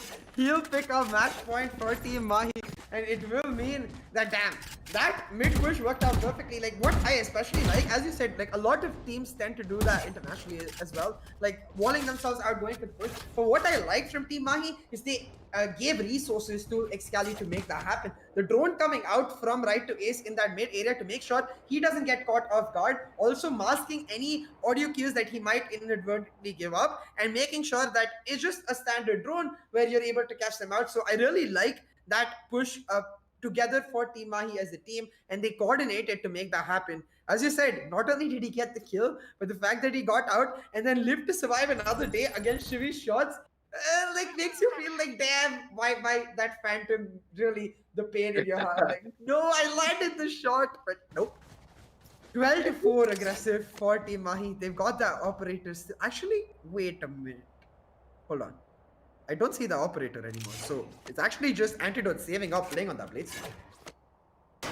do believe that the operator it was dropped out initially because Antidote did die out, so he did not have the luxury of that operator getting picked up from the side of Hellfighter, because if he opted to pick that up, he was as good as dead. So they wanted to make sure they would be able to stabilize their eco. That round win was very crucial for them because they got the match point, but at the same time, it was super expensive as well. Basically meaning that they need to be careful under this following matchup, because if they lose this one out, their economy is going to be in shambles. And that's going to give a lot of chances for the side of... Godlike to try and cut this one out, but Haiban could be the deciding factor for all of it. He gets a double headshot. 2 for 2 straight, ladies and gentlemen. 3 versus 3 on the map. Who's going to be able to come out on top is the real question. With the push coming down on the side of D, with the plant going down soon enough, the ultimate has been caught from the side of White Horse. Maybe he's going to be able to find something in the back end. Deathmaker playing it aggressively, but he needs to be careful because he could be going into the crosshair vicinities of Excali. But Deathmaker with that Vandal, he hits more of the body shots and he's going to be able to get that kill nonetheless. As ladies and gentlemen, it's already 3 versus 2 on the map. Who's going to be able to come out on top? Will it be the side of Team Mahi or will it be the side of Godlike? And with those kills, Typhon with that flick as well from the back end. What to the 45-degree angle. Good headshots down onto his clone. 5 and 12 on the scoreboard, and another eco round now coming out for the side of TM. Damn, that was intense. I honestly thought with Anti getting those 2 opening kills in the Blaze Summer, it was done for Godlike, but Heban came up huge, finds the 2k to open up the site and allow the lockdown to be placed by White Horse.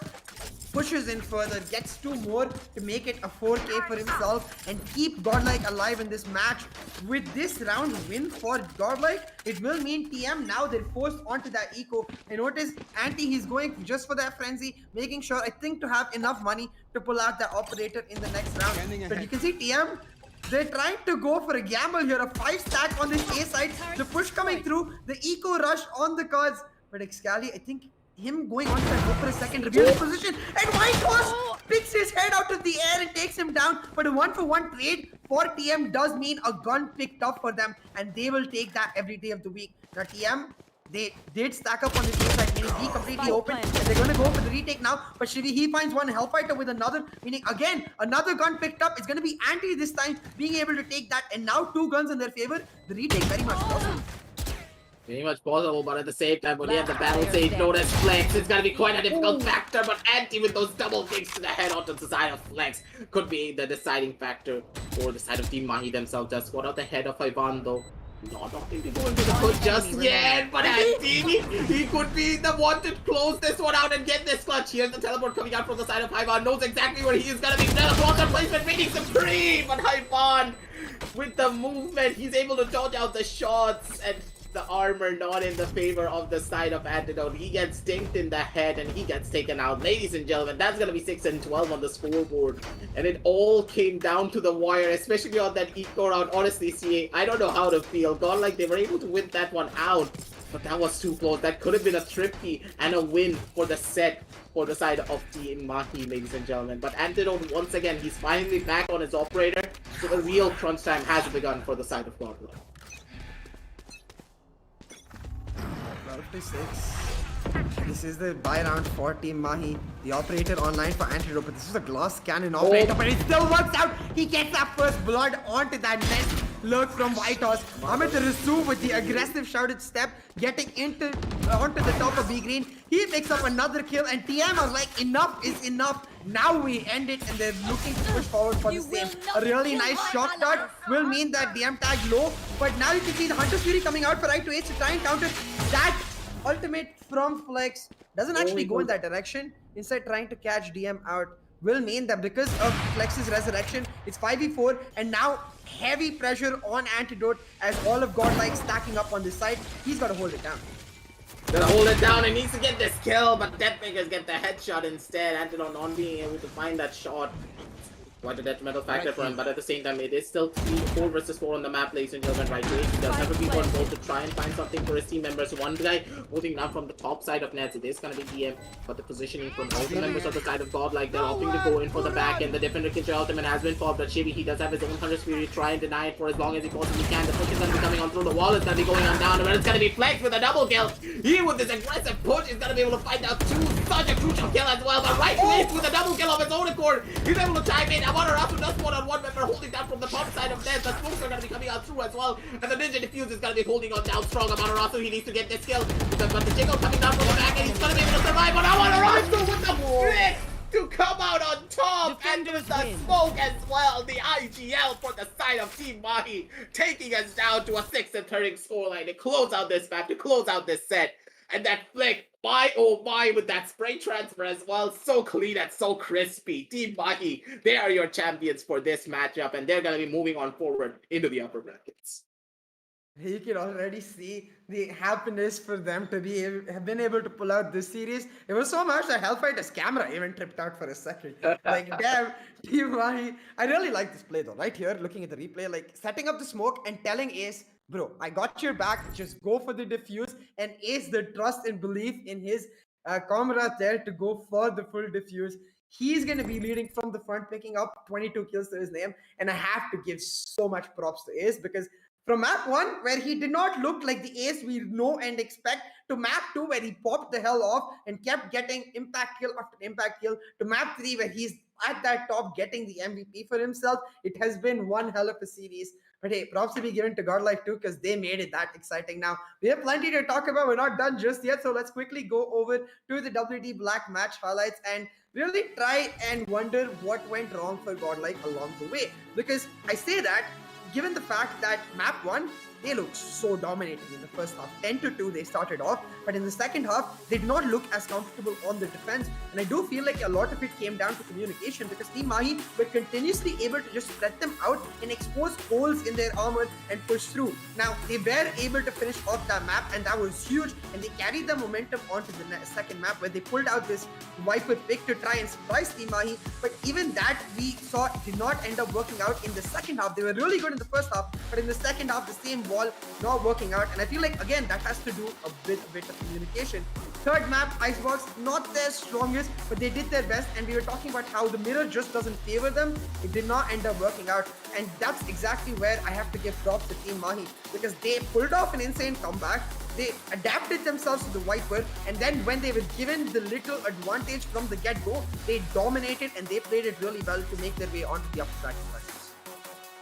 I really agree with you on that factor because Godlike as a team, yes, they are improving at a rapid pace, but when it comes to the compositions, they need to remember that sometimes you need to be playing for comfort instead of playing for meta. Exactly. Because if you are not that comfortable playing that double sentinel composition, it's not really going to be working out in your favor. Every single time we were hoping that the side of Godlike were a little bit more aggressive when it comes to a lot of their defensive rounds, and them losing out on so many rounds on their own defensive path just put the nail on the coffin that pretty much said, hey, we're going to be losing out on this, because it was a 3-9, especially on the attacking half, knowing that the side of Team Mahi, they are so prominent when it comes to their own double sentinel composition. They're going to be able to come out on top in that engagement if you let them go onto the defensive side, because normally Icebox is a very attacking favored map, but when you have that double sentinel composition, it makes the defensive and the attacking side very even from both ends if you're able to execute down properly. And Team Mahi, they just played it better.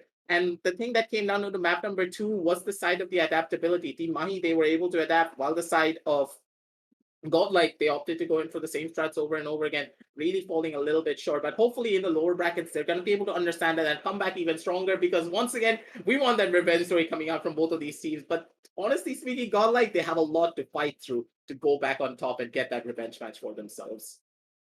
Yeah, and I want the audience to understand that it's not like Godlike played bad or anything today. It's just that with these teams and GE, I'm going to quote these 3 particular teams, we set a very high bar for them because they are the best of what we've got, and we want them to continuously push that bar higher. And that's really where the criticism comes through, because we know already the leaps and bounds Godlike has made. It's just a matter of can they reach their very potential. But hey, as you said, they've got that lower bracket to do exactly that. So I'm excited for Godlike to make their way through, set a potential rematch in the lower bracket finals with the winner of that upper bracket finals, and we'll see if they're able to make it to the grand finals. But for now, that was just the first upper bracket semifinals.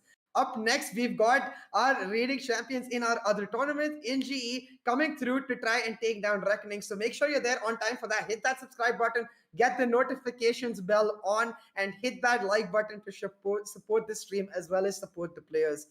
But now it's going to be us signing off. But in the meantime, you can get some shopping done, get some top class performance storage, purpose built for gaming for yourself, or multitask and game with ease with the AMD Ryzen 5000 series processors. Both of the links down in the description below with some amazing deals for yourself to check out. I'm going to be signing off with Aggressive for today, and we'll see you later with the WT Black Open Cup powered by AMD Ryzen. See you in the next set.